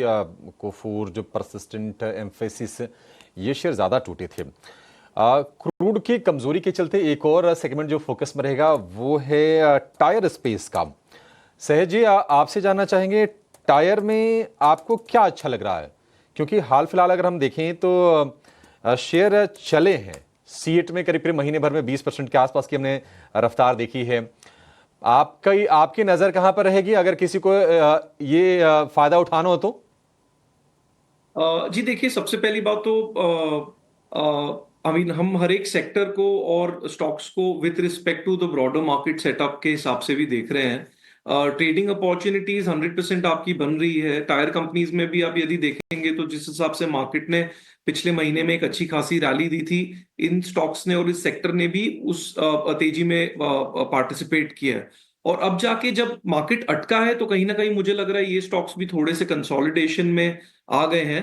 तो फिलहाल के लिए जैसे मैं अपोलो टायर्स की यदि बात करूं तो वो एक ट्रेडिंग रेंज में मुझे नजर आ रहा है 405 और ऊपर में 440 के आसपास, और फिलहाल ट्रेड कर रहा है 423। तो थोड़ा सा यदि नीचे आता है तो ट्रेडिंग पर्सपेक्टिव से मैं इसमें एंट्री लेना चाहूंगा। जैसे आपने बताया कि क्रूड ऑयल कच्चा तेल जो गिरा है वो बहुत ही पॉजिटिव है इस पर्टिकुलर सेक्टर के लिए और अपोलो टायर के लिए भी। बट अभी के लिए तो वो एक ट्रेडिंग रेंज में है 405 और 440, और यदि मुझे कोई बड़ा मूव देखना हो तो 440 के ऊपर ही इसमें मैं फ्रेश बेट्स लूंगा। अदरवाइज मुझे लग रहा है ये इस रेंज के अंदर रहने की काफी उम्मीद है। ठीक है, 405 440 की रेंज में रहेगा अपोलो टायर। आप देखेंगे तो सीएट ज्यादा चला था, अपोलो टायर, जेके टायर थोड़े से कम चले हैं अगर आप एक महीने का टाइम फ्रेम देखेंगे तो। वैशाली में पीएसयू वाले जो स्टॉक्स हैं थोड़ी सी प्रॉफिट टेकिंग के बाद फिर से जोश में लौट आए हैं। बीएचईएल में कल हमने अच्छी क्लोजिंग देखी, 3.5% चढ़ा। बीएल की बात करें 2% के आसपास की तेजी बीएल में दिखी, एक राउंड के प्रॉफिट टेकिंग के बाद जोश लौटा दिखा। पावर ग्रिड जैसा शेयर वो भी मजबूत दिखाई दिया। पीएसयूज में आपकी नजर कहां पर है? और अगर मैं कैपिटल गुड्स की बात करूं, बीएचईएल क्या आपको लगता है कि तेजी को और एक्सटेंड करेगा यहां से? इनफैक्ट बीएचईएल एक बहुत ही अच्छी बुलिश कैंडल बनी है कल, और आई थिंक दोबारा एक कंसोलिडेशन के बाद एक मूवमेंट दिखा रहा है। तो मेरे ख्याल से ये स्टॉक जा सकता है। मैंने इनफैक्ट ये रेकमेंड भी किया है, 210 के स्टॉप लॉस के साथ ये स्टॉक जा सकता है 225 टू 230 तक as a near term trading target. और दूसरी हमने कल से हमने काफी फोकस दिया है इनफैक्ट कई दिनों से पीएसयू बैंकिंग स्टॉक्स, और ऑलरेडी मोमेंटम में आ चुके हैं। आप देखेंगे यूनियन बैंक में ब्रेकआउट आ रहा है, ऑल्सो बैंक ऑफ इंडिया में ब्रेकआउट आ रहा है। So these were all attractive opportunities, और अभी देखना है कि ट्रेंड तो बन चुका है। एसबीआई की खास करके बात करें तो 785 790 का एक रेजिस्टेंस है, उसके ऊपर क्रॉस करता है तो 830 के टारगेट्स है। I think so overall full PSU sector में एक मोमेंटम दिख रहा है। ठीक है, एसबीआई के लिए 830 तक के टारगेट, 780 के आसपास की कल की क्लोजिंग हमने देखी है, 0.5% के आसपास की तेजी रही है। अच्छा, बैंकिंग वाली चर्चा आपने वैशाली जी फिर से आपने अगर ओपन की है तो एक और शेयर के बारे में बता दीजिए जिसके बिजनेस अपडेट भी आए हैं। यस बैंक, कल यस बैंक के शेयर में भी हमने 3% के आसपास की तेजी देखी, लेकिन एक रेंज में ही, नैरो रेंज में यस बैंक का शेयर फंसा हुआ है। क्या कोई ट्रेडिंग की अपॉर्चुनिटी बन रही है आपके हिसाब से यस बैंक में, या फिर अवॉइड कर दें? तो ट्रेडिंग के लिए क्यों नहीं, डिसिप्लिन ट्रेडिंग तो कर ही सकते हैं। 17 का स्टॉप लॉस और 19 का टारगेट फिलहाल। ठीक है, 17 का स्टॉप लॉस, 19 का टारगेट, 95 पैसे नीचे का स्टॉप लॉस, 1 रुपये ऊपर का, 1 रुपये 5 पैसे ऊपर का टारगेट। थोड़ा सा रिस्क रिवॉर्ड रेशियो यहां पर बेहतर लग रहा है। देखिए, बैंकिंग के अपडेट्स अच्छे आ रहे हैं, चाहे छोटे बैंक हों, बड़े बैंक हों, या फिर वो बैंक जहां पर एनपीएस की प्रॉब्लम थी, जहां पर गवर्नेंस के इश्यूज थे, बट आंकड़े सुधरते हुए दिख रहे हैं। और बैंकिंग क्या है ना कि पूरी इकोनॉमी का इंडिकेटर होता है। अल्टीमेटली आपकी सेविंग्स बढ़ती है, वो डिपॉजिट में जाती है। कंपनी आपने बिजनेस एक्सपेंड करती हैं तो लोन लेती हैं, फिर वो लोन ग्रोथ बढ़ती है। दोनों फ्रंट पर अच्छी चीजें दिख रही हैं और एक बढ़िया बैरोमीटर होता है। अगर आपको इकोनॉमी को समझना है कि अच्छी चीजें हो रही हैं क्या, आप बैंकिंग स्टॉक्स को देखिए, वहां से जो नंबर्स आते हैं उनको देखिए, आपको अंदाजा उसका निश्चित तौर पर लग जाएगा। कुछ और शेयरों के बारे में जरा व्यू लेते हैं। बजाज ऑटो कल 2% का हमने डिक्लाइन देखा। ऑटो को लेकर टैरिफ लगाया है ट्रंप ने। बजाज ऑटो का कोई एक्सपोजर नहीं है अमेरिका में, लेकिन वही था, सेंटिमेंट थोड़े से कमजोर हुए, ये शेयर फिसला। सहज जी, बजाज ऑटो क्या और आप यहां से गिरते हुए देख रहे हैं, या फिर आपको लगता है कि नहीं ज्यादा गिरेगा नहीं, कॉन्ट्रा बाइंग कर सकते हैं? जी, बजाज ऑटो में प्योरली फ्रॉम टेक्निकल पर्सपेक्टिव देखेंगे तो इसका प्रीवियस बॉटम आपका 8250 के आसपास का था, और अभी भी जब इसने रिकवरी दी आपको मार्च के महीने में तो वो 8220 के आसपास आके ही अटका है। तो क्या होता है, जो प्रीवियस जो बॉटम होता है जब वो ब्रेक करता है तो वो कहीं ना कहीं एक रेजिस्टेंस के लेवल का काम करता है। तो मेरे हिसाब से ये स्टॉक एक बार आपका 8250 के आसपास निकलता है तो इसमें मोमेंटम आने की अच्छी पॉसिबिलिटी है, और वहां से हम इसमें ऊपर में मे बी 9000 तक का भी टारगेट एक्सपेक्ट कर सकते हैं। बट फिलहाल के लिए जो ओवरऑल ऑटो न्यूज को लेके ग्लोबल लेवल पर टैरिफ्स वगैरह की बातें चल रही है, हो सकता है ये पर्टिकुलर स्टॉक में उसका इंपैक्ट कम हो, बट कहीं ना कहीं एक सेंटिमेंट श्योरली डैम्पन हो जाता है। 8250 के ऊपर मैं ट्रेडर्स को सजेस्ट करूंगा इस पे ध्यान देने के लिए, अदरवाइज थोड़ा सा फिलहाल के भाव पे अवॉइड रहेगा मेरी तरफ से। बाजार में शुरुआती कमजोरी इस वक्त और गिफ्ट निफ्टी की इम्प्लाइड ओपन में बिकवाली का दबाव। सेंटिमेंट्स भारतीय बाजार के लिए भी हो सकता है कि शुरुआती कमजोरी वाले दिखाएं, लेकिन भारतीय बाजार अपनी स्ट्रेंथ के साथ, अपने ट्रिगर्स के साथ कॉन्फिडेंटली कामकाज करते हुए क्वार्टरली बिजनेस अपडेट्स और अर्निंग से ठीक पहले काफी सारे ट्रिगर्स, काफी सारी अपॉर्चुनिटीज, स्टॉक स्पेसिफिक मोमेंटम बनता हुआ क्लियरली मार्केट्स में देखने को मिलेगा।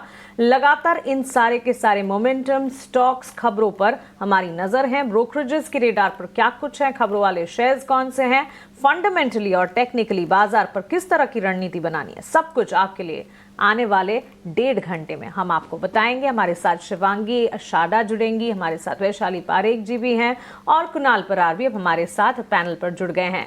Shivangi good morning, Kunal good morning, स्वागत है आपका ईटी नाउ स्वदेश पर। On the face of it इस वक्त हो सकता है कि कल ही की तरह शुरुआती कंसर्न्स बाजार में जरूर दिखें, लेकिन हमारे पास कई सारे ट्रिगर्स हैं, चाहे फिर वो क्वार्टरली अपडेट्स हों, चाहे फिर वो ब्रोकरेज रिपोर्ट्स हो या फिर खबरें हों।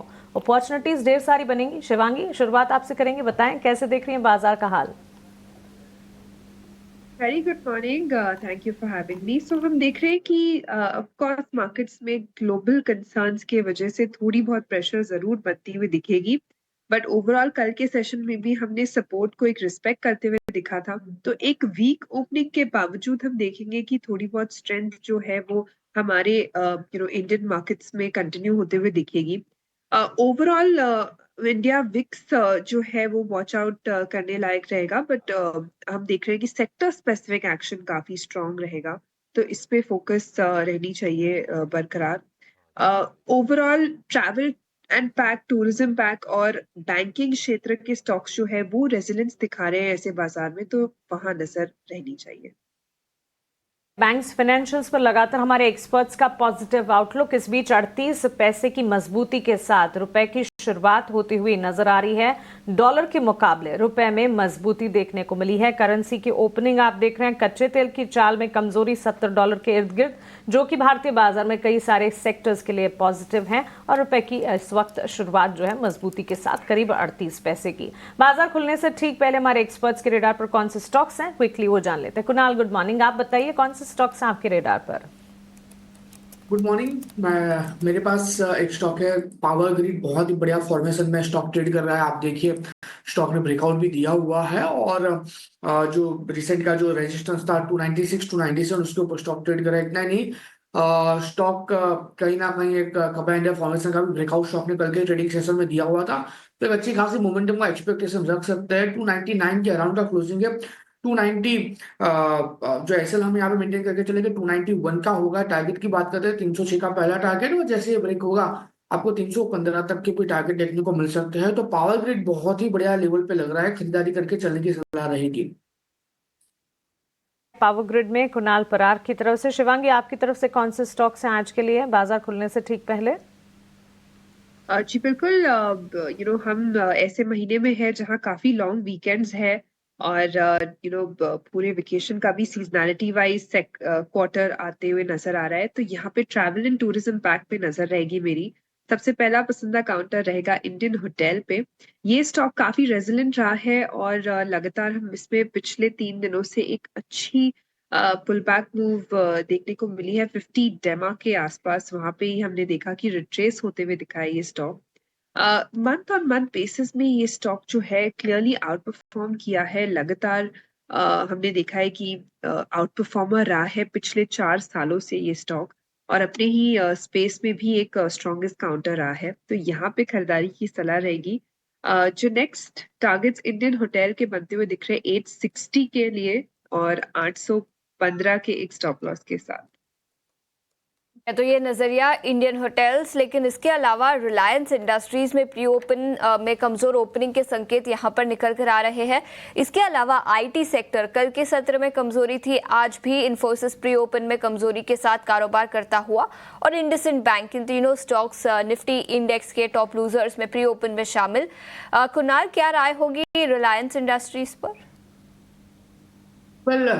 रिलायंस की बात करो तो जिस हिसाब से रिलायंस अभी ट्रेड कर रहा है 1248 के अराउंड स्टॉक का क्लोजिंग है, और कल के दिन में गैप डाउन ओपनिंग दी थी, लेकिन कहीं ना कहीं मोमेंटम जो है वो रिकवर कर ली थी।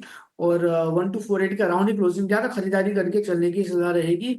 1230 1230 के एसएल के साथ आप यहाँ पे खरीदारी करके चल सकते हो। 1248 फिलहाल स्टॉक का प्राइस है। टारगेट की बात करते हैं तो ऊपर के ऊपरी लेवल पे 1262 1262 एंड वो जैसे ही ब्रेक होता है आपको 1285 1285 के भी लेवल एज अ टारगेट देखने को मिल सकते हैं। तो प्रेजेंट लेवल से ही खरीदारी करके चलने की सलाह है 1230 के एसएल के साथ। तो ये नजरिया रिलायंस इंडस्ट्रीज और कुणाल काफी अच्छा लगा। वो गुजराती टोन आपका निकल गया शुरुआत में, लेकिन इसके अलावा इन्फोसिस पर भी अपनी राय दीजिए, क्या राय होगी इन्फोसिस पर? इन्फोसिस की बात करें तो जिस हिसाब से स्टॉक ट्रेड कर रहा है 1496 के अराउंड है because of Nasdaq pressure only. मुझे लग रहा है कि यहाँ से और भी गिरावट देखने को मिल सकती है और ये गिरावट में स्टॉक 1450 तक के लेवल दिखाने के लिए रेडी हो जाएगा। तो मैं कहूंगा कि वो लेवल अगर आता है तो वहां पे खरीदारी करके चले, क्योंकि वहां से अच्छा खासा बाउंस बैक देखने को मिल सकता है और ये बाउंस बैक आपको ऊपरी लेवल पे 1800 तक के लेवल तक भी देखने को मिल सकता है। तो अगर ये 1450 आता है या तो 1400 आता है, इसी रेंज में खरीदारी करके चलने की सलाह रहेगी इन्फोसिस पर। लेकिन 9 बज चुके हैं, 9 के नवरत्न का समय हो चुका है और शरद अब हमारे साथ जुड़ चुके हैं। शरद गुड मॉर्निंग, बताएं वो कौन से 9 स्टॉक्स होंगे जहां पर सबसे ज्यादा एक्शन आज के सत्र में दिखेगा? Good morning Ashisha. याद रखिए ब्रेंट क्रूड जो है $70 प्रति बैरल के नीचे आ गया है एंड ऑफ कोर्स बड़ी जो है रिडक्शन देखने मिली है ग्लोबल कमोडिटीज़ पे। लेकिन याद रखिए अगर क्रूड की भारी गिरावट आती है तो पेंट्स, एविएशन स्टॉक्स और ओएमसीज के लिए ये पॉजिटिव रहने वाला है। हालांकि दूसरे साइड ओएनजीसी ऑयल इंडिया के लिए ये नेगेटिव रहेगा। तो ब्रेंट क्रूड में जो गिरावट आई है उसके कारण इस थीम को जो है हमने पकड़ा है और आपके सामने बताया है। दूसरा स्टॉक जो है Q4 अपडेट्स पे जो है ये सारे कुछ स्टॉक्स हमारे लिस्ट में आज शामिल होते हैं। HDFC बैंक की बात करें तो strong set of operational update आया है। डिपॉजिट ग्रोथ 14% बढ़ा ईयर ऑन ईयर बेसिस पे और 5% के ऊपर सीक्वेंशियल में जो है बढ़ोतरी देखने मिली है। तो ऑफकोर्स हमने जो है आपको बता दिए कच्चे तेल की गिरावट और HDFC बैंक की Q4 अपडेट्स। लेकिन अब चलते हैं एवेन्यू सुपरमार्ट्स पे। चौथे तिमाही की अपडेट स्ट्रॉन्ग आई है। स्टोर एडिशन तो स्ट्रॉन्ग था ही, लेकिन जो स्टैंड अलोन रेवेन्यू आया वो भी 17% ईयर ऑन ईयर बेसिस पे बढ़ा है और स्टॉक के लिए सपोर्टिव है। यूको बैंक जो है बहुत अच्छा परफॉर्मेंस किया, एडवांसेस डिपॉजिट्स दोनों ही 11% के ऊपर आया ईयर ऑन ईयर बेसिस पे और एक अच्छी अपडेट आई है। और खास करके जो PSU बैंक सेगमेंट में जो है एक HNI बाइंग भी पिछले 2 से 3 सेशन में हमें देखने मिल रही थी। RBL बैंक के लेकिन कमज़ोर नतीजे आए हैं। लोन ग्रोथ जो है उसका स्लो डाउन देखने मिला है तो स्टॉक के लिए नेगेटिव है। एंजल वन की बात करें तो इनकी ग्रॉस क्लाइंट एक्विजिशन घट गई है, 2.2% आ रही है मंथ ऑन बेसिस पे। रिटेल टर्नओवर मार्केट शेयर भी गिर गया 60 बेसिस पॉइंट्स का। SIP रजिस्ट्रेशन भी इनके कम आए हैं। तो बड़े बड़े जो ग्रोथ आ रहे थे और हाई बेस भी था लास्ट ईयर, उसके कारण भी आप देख सकते हैं नंबर्स ऑपरेशनली ख़राब आ रहे हैं, स्टॉक के लिए नेगेटिव है। मझगांव डॉक शिप बिल्डर्स की बात करें तो गवर्नमेंट लगभग 4.83% स्टेक की बिकवाली करेगा OFS के जरिए। फ्लो प्राइस है 25 रुपीज़ का, एक सिग्निफिकेंट डिस्काउंट पे है, लगभग आप कह सकते हैं 7 से 8% का। लेकिन इंटरेस्टिंगली आप पार्टिसिपेट आज नहीं कर पाएंगे। रिटेल के लिए अगर बात करें तो पार्टिसिपेशन 7 अप्रैल को है, यानी कि मंडे। आज सिर्फ नॉन रिटेल के लिए खुलने वाला है। अब जो है कुछ ब्रोकरेज स्पेसिफिक स्टॉक्स के बारे में बात करते थे। CLSA की रिपोर्ट आई है। फेडरल बैंक पे इनिशिएट कवरेज के आउट परफॉर्मेंस के साथ टारगेट प्राइस है 230 रुपीज़ पर शेयर का और ओवरऑल एक बुलिश नज़रिया भी बन रहा है बैंक के प्रति ब्रोकरेजेस का। और आखिर में मैं बात करूँगा हमारा जो बिग बोल्ड ब्रोकरेज है उस पर टाटा मोटर्स पे नज़र रहेगी। अब ये CLSA का रिपोर्ट आया है, यहाँ पे उन्होंने टारगेट प्राइस घटा दिया, 930 से घटा के 765 कर दिया है, डाउनग्रेड भी कर दिया। पहले out perform high conviction out perform था, अब उसको घटा के सिर्फ आउट परफॉर्म कर दिया है। और जो टैरिफ इशू है उसके कारण वो एक्सपेक्ट कर रहे हैं कि जो JLR का वित्त साल 2026 का EBITDA है वो लगभग 15% डिक्लाइन कर सकता है। तो ये अहम स्टॉक्स है, इस पर आपकी नज़र होनी चाहिए, यहाँ पर आपको एक्शन दिखेगा। ठीक है, शुक्रिया शरद ये तमाम शेयर बताने के लिए। और टाटा मोटर्स CLSA ने डाउनग्रेड कर दिया। ठीक है, अभी तो शुरुआत ही हुई थी। टाटा मोटर में तेजी की 606 का हमने लो देखा, वहां से रिकवर करके 700 रुपए के ऊपर ये शेयर गया था, लेकिन फिर से थोड़ी थोड़ी प्रॉफिट टेकिंग आ रही है। प्री ओपन के जो लेवल्स हैं वो धीरे धीरे करके अब सेटल हो गए। आप देखेंगे, देखिए गिफ्ट निफ्टी कितना दिखा रहा था आपको, 100 अंक नीचे। शुरुआत कितने नीचे हो रही है, सिर्फ 60 अंक नीचे। निफ्टी बैंक सेटल कहां हुआ है, 114 अंकों पर। तो क्या है कि अब अपने फंडामेंटल पर, अब अपने शेयरों के मजबूती पर, अपने अच्छे बिजनेस अपडेट पर, अच्छे मैक्रोस पर बाजार यहां से चलेगा। सुबह भी हम कह रहे थे आपसे कि ज़्यादा डरने की ज़रूरत नहीं है, थोड़ा सेंटिमेंटल इंपैक्ट आ जाएगा, लेकिन डाउन साइड प्रोटेक्टेड है, ज़्यादा तनाव की बात है नहीं। अच्छी शुरुआत की आप तैयारी कर लीजिए। हो सकता है कि निफ्टी आपको दिखेगा हरे निशान में आज, कोई उसमें बहुत बड़ी बात नहीं होगी। 60 अंकों की हल्की गिरावट 0.25% के आसपास की इस पर शुरुआत होने जा रही है। एचडीएफसी बैंक मजबूत बिजनेस अपडेट, 1% ऊपर ये शेयर खुलेगा। बढ़िया ही, चलिए कुछ और शेयरों पर जरा व्यू लेते हैं। हमारे साथ कुणाल जी हैं और इसके अलावा शिवांगी जी भी हैं, उनसे जरा चर्चा को आगे बढ़ाते हैं और एक बार फिर से शुरू कर लेते हैं एचडीएफसी बैंक से। 1% ऊपर शुरुआत होने जा रही है शिवांगी एचडीएफसी बैंक की। बिजनेस अपडेट्स के अच्छे आंकड़े आए हैं, एडवांसेस के और डिपॉजिट्स के। आप बताइए टारगेट्स आप क्या देख रही हैं, क्योंकि एक क्वेश्चन मिल गया है ऊपरी स्तरों से, थोड़ा सा नीचे आ गया है शेयर प्रॉफिट टेकिंग के बाद। जी अभिषेक, मार्च के सीरीज से जैसे ही हम अप्रैल में एंटर किए हैं, काफी अच्छे रोल ओवर्स देखने को मिले हैं बैंक निफ्टी में, और ये एक स्ट्रेंथ का इंडिकेशन है पूरे सेक्टर में। कल के सेशन में हमने छोटे मझौले बैंक्स में भी स्ट्रेंथ बनते हुए नजर आई थी, वहां पे शॉर्ट कवरिंग मूव देखने को मिली है, और हैवी वेट्स जो है वो काफी रेजिलेंट रहे हैं पिछले 2 सीरीज से कंसिस्टेंटली। तो यहाँ पे बिल्कुल नजर रहेगी एचडीएफसी बैंक पर्टिकुलरली। इसमें हमने काफी अच्छे एक कॉल अनवाइंडिंग देखी है हायर जोन्स पे, कंटिन्यूसली पुट कॉल रेशियो जो है वो इम्प्रूव होते हुए नजर आ रहा है। तो यहाँ पे जो नेक्स्ट टारगेट्स है एचडीएफसी बैंक में लगभग 1870 तक के बनते हुए दिख रहे हैं, और 1790 के एक स्टॉप लॉस को बनाए रखें। ठीक है, 1790 का स्टॉप लॉस। आगे टारगेट्स बड़े हैं शिवांगी की तरफ से, 1800 रुपए के ऊपर आज शुरुआत करेगा एचडीएफसी बैंक का शेयर। एक और एक्सपर्ट को जोड़ लेते हैं, बाजार खुलने में 3 मिनट के आसपास का समय रह गया, फटाफट उनके ट्रेड समझ लेते हैं। आदित्य अग्रवाल हमारे साथ हैं investforedu.com से। आदित्य जी बहुत शुक्रिया आपका, गुड मॉर्निंग। अपने स्टॉक से शुरू कर लीजिए सर, बताइए आज कहां फोकस रहेगा आपका।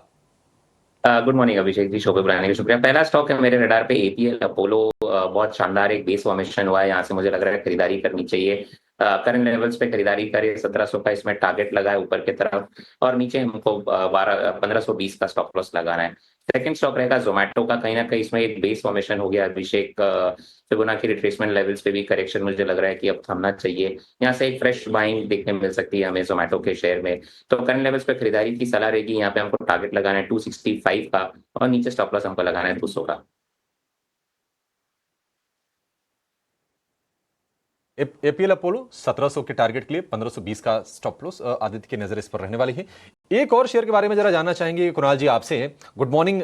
एंजल वन के जो बिजनेस अपडेट आए हैं वो थोड़े से वीक आए हैं, शेयर चला हुआ है, प्रॉफिट चेकिंग कर लें एंजल वन से?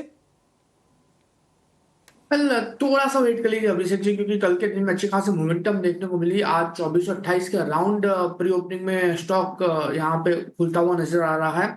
मुझे लग रहा है कि स्टॉक 2540 तक एक बार टच कर सकता है, क्योंकि एक्चुअली वहां पे ही 200 MA का रेजिस्टेंस भी है। तो 2540 के अराउंड आता है, तो वहां पे आप प्रॉफिट बुकिंग करके चल सकते हो। वन और एक्सचेंज एंसलरीज पर फोकस तो रहेगा ही, लेकिन इस बीच बाजार की शुरुआत होने की तैयारी, और इस वक्त अगर आप देखें बाजार की शुरुआत सदी हुई होने के पूरे चांसेस नजर आ रहे हैं, क्योंकि ग्लोबल सेटअप जो है वो वीक देखने को मिला। ऑफ कोर्स डाउनसाइड जो है प्रोटेक्टेड है भारतीय बाजार के लिए, लेकिन देखना होगा कि आज सेंटिमेंट्स किस तरह से डेवलप्ड होते हैं। 23,190 यानी कि 23,200 के नीचे खुलने की तैयारी इस वक्त करता है। ऑलमोस्ट 60 पॉइंट्स के डाउन ट्रेंड्स देखने को मिल रहे हैं, लेकिन फर्स्ट हाफ में मार्केट को सिर्फ वॉच लिस्ट में रखना चाहिए। एटलीस्ट पहले 15-20 मिनट तक मार्केट में लेवल्स को किस तरह से पैन आउट होता है इस पर नजर रखनी होगी। 51,700 के पार बैंक निफ्टी में हरे निशान के साथ अनदर डे मजबूती के साइंस के साथ खुलने की तैयारी होती हुई। ब्रॉडर मार्केट्स का सेटअप कल ठीक ठाक रहा, आज ब्रॉडर मार्केट्स में किस तरह के सेंटिमेंट्स डेवलप होते हैं इस पर भी नजर रखनी होगी। लेकिन बैंक्स एंड फाइनेंशियल्स खास तौर से आज फोकस में रहेंगे, क्योंकि ज्यादातर बैंक्स एंड फाइनेंशियल से जुड़ी हुई कंपनियों के जो बिजनेस अपडेट्स आते हुए दिखे हैं, उसके ठीक बाद वहां पर किस तरह का स्टांस निकल कर आता है। बैंक ऑफ बड़ौदा देखिए करीब आधे से 1% की मजबूती के साथ खुलने की तैयारी करता हुआ। इस बीच सेंसेक्स में करीब 135 अंकों की कमजोरी का रुझान शुरुआत हो सकता है कि गैप डाउन के साथ यहां पर देखने को मिले। ब्रॉडर मार्केट्स में भी हो सकता है कि कमजोरी दिखे, लेकिन पहले 15-20 मिनट तक ही ये सेंटिमेंट होंगे, उसके ठीक बाद बाजार किस तरफ बढ़ता है इस पर नजर रहेगी। ऑर्डर वेन्स ब्रोकरेजेस के रेडार पर सीमेंट पैक है, कच्चे तेल की चाल में जिस तरह के सेंटिमेंट्स हैं, कमजोरी का रुझान है, उसके चलते टायर स्टॉक्स, सीमेंट पैक और साथ ही एविएशन जैसी कंपनियां जो कि आज के सत्र में फोकस रेडार पर रहेगी। एवेन्यू सुपरमार्ट पर एक नजर होनी चाहिए क्योंकि अच्छा बिजनेस अपडेट आया है और उसके ठीक बाद एवेन्यू सुपरमार्ट के स्टॉक प्राइस में प्री ओपन में किस तरह के सेंटिमेंट्स और बाजार खुलने के बाद के सेंटिमेंट्स डेवलप होते हैं, इस पर खास तौर से हम नजर रखेंगे। इसके अलावा शिप बिल्डिंग स्टॉक में मैसगांव डॉक पर खास नजर रखें। नॉन रिटेल निवेशकों के लिए मैसगांव डॉक का ओएफएस आज खुला है और ये खुलने के ठीक बाद कमजोरी के साथ मैसगांव डॉक में शुरुआत होती हुई। बाजार की शुरुआत आपके स्क्रीन पर आप देख रहे हैं। कल ही की तरह बैंक निफ्टी आउट परफॉर्म करता हुआ 51,757 के लेवल्स पर ऑलमोस्ट 150 अंकों की मजबूती के साथ शुरुआत करते हुए 23,200 के नीचे निफ्टी की शुरुआत, करीब 80 अंकों की बिकवाली है। सेंसेक्स में 200 अंकों की गिरावट देखने को मिल रही है। आईटी सेक्टर कल ही की तरह आज भी बिकवाली का दबाव, सबसे ज्यादा गिरावट इसी सेक्टर से देखने को मिल रही है। फार्मा, हेल्थ केयर, डायग्नोस्टिक यानी कि डिफेंसिव स्पेस और साथ ही बैंक्स एंड फाइनेंशियल्स पर नजर रखनी चाहिए क्योंकि ये दो खेमे हैं जो कि बाजार को लगातार संभालने का काम करेंगे। एडवांस डिक्लाइन रेशियो आपके स्क्रीन पर 1000 एडवांसेस के सामने 900 डिक्लाइंस यानी कि अंडरटोन मार्केट का अब भी बुलिश ही नजर आएगा। शुरुआत में भले ही आप देख रहे हैं ब्रॉडर मार्केट्स में भी कमजोरी के साइंस देखने को मिल रहे हैं। मिड कैप और स्मॉल कैप में आप देखेंगे हल्की फुल्की बिकवाली के साथ कामकाज, लेकिन ऑल इन ऑल अगर आप देखेंगे स्टॉक स्पेसिफिक अपॉर्चुनिटीज ढेर सारी मिलेगी। मेजर कंट्रीब्यूटर्स की अगर बात करें, आज सुबह एचडीएफसी बैंक, भारतीय एयरटेल, बजाज फाइनेंस, सन फार्मा और बीपीसीएल, ये 5 काउंटर्स हैं जो कि अच्छा ट्रेंड दिखा रहे हैं। On the flip side IT sector से जुड़ी तमाम कंपनियां Infosys, TCS, LNT, HCL Tech और रिलायंस जिसका जिक्र थोड़ी देर पहले हमने किया, वहां पर बिकवाली का दबाव देखने को मिल रहा है। इसके अंदर अगर आप देखेंगे कुछ तमाम कंपनियां जो कि निफ्टी नेक्स्ट कैटेगरी में आज कामकाज कर पा रही हैं। लार्जर प्लेयर्स के अलावा निफ्टी नेक्स्ट कैटेगरी की अगर बात करें, एविएशन स्टॉक्स जिसकी बात अभी हमने करी, $70 के इर्द गिर्द कच्चे तेल की चाल जिसके चलते इंटरग्लोब एविएशन में करीब 2-2.5% तक की मजबूती है। ऑयल मार्केटिंग कंपनियां जिसका जिक्र बाजार खुलने से ठीक पहले पर्टिकुलरली हमने किया था, बीपीसीएल, आईओसी, दोनों स्टॉक्स को पुल अप करना चाहिए। 3% की तेजी के साथ एचपीसीएल में भी कामकाज देखने को मिल रहा है। बीपीसीएल और आईओसी भी 2-2.5% की मजबूत दिखाते हुए।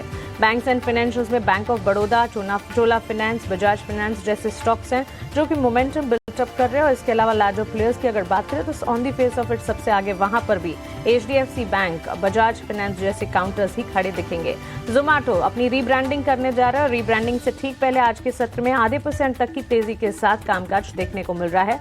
इस वक्त लाल निशान के साथ 210 के लेवल्स दिखाते हुए। Indus tower, SRF, NTPC, green, max health care, mid cap के चुनिंदा प्लेयर्स जो कि इस वक्त मजबूती के साइंस दिखा रहे हैं। टाटा मोटर्स पर नजर होनी चाहिए, बिकवाली का दबाव, एलएनटी में करीब 1.5-2% की गिरावट देखने को मिल रही है। वहीं छोटी मझोली कंपनियों की अगर बात करें तो KEC international, NBCC, Castrol India जैसे काउंटर्स हैं जहां पर इस वक्त आप मजबूती के साइंस देख पाएंगे। सेक्टर स्पेसिफिक बाजार की चाल हीट मैप आपके स्क्रीन पर लेकर आते हैं। This morning PSU bank, banks and financials हैं जो कि सबसे ज्यादा बाजार को संभालने का काम कर रहे हैं। सेंसेक्स बिकवाली दिखा रहा है, करीब 380 अंकों की गिरावट सेंसेक्स में आप देखेंगे, लेकिन all in all banks, financials, pharma space और साथ ही क्योंकि कच्चे तेल में जो कमजोरी है रिलेटेड सेक्टर्स में हम देख रहे हैं कि इम्पैक्ट बनता हुआ। हीट मैप आपके स्क्रीन पर, एनएसई इंडिसेस का ट्रैकर आपके स्क्रीन पर, निफ्टी बैंक की मजबूती हल्की होती हुई जरूर देखने को मिल रही है। आईटी में सबसे ज्यादा गिरावट देखने को मिली है। Banks and financials sector of the day कहना चाहिए क्योंकि bank of Baroda, central bank, SBI, HDFC bank, छोटी मझोली हो चाहे लार्जर प्लेयर्स हो, सारी की सारी बैंकिंग प्लेयर्स हैं जो कि फोकस रेडार पर। सारी की सारी आईटी कंपनियां बिकवाली झेलते हुए, लार्जर प्लेयर्स साथ ही छोटे मझोली आईटी सेक्टर से जुड़ी कंपनियां। मेटल सेक्टर में गिरावट हावी होती हुई, वहीं एनर्जी और साथ ही फार्मा स्पेस में भी इस वक्त, कल फार्मा ने बाजार को संभाला था, आज बैक सीट पर इस वक्त देखने को मिला है। ऑटो और आईटी पर खास तौर से नजर रखनी चाहिए क्योंकि गिरावट यहां पर सबसे ज्यादा हावी होती हुई।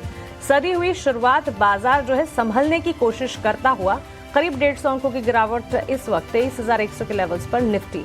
देखते हैं 15-20 मिनट तक लेवल्स को सेटल होने देते हैं।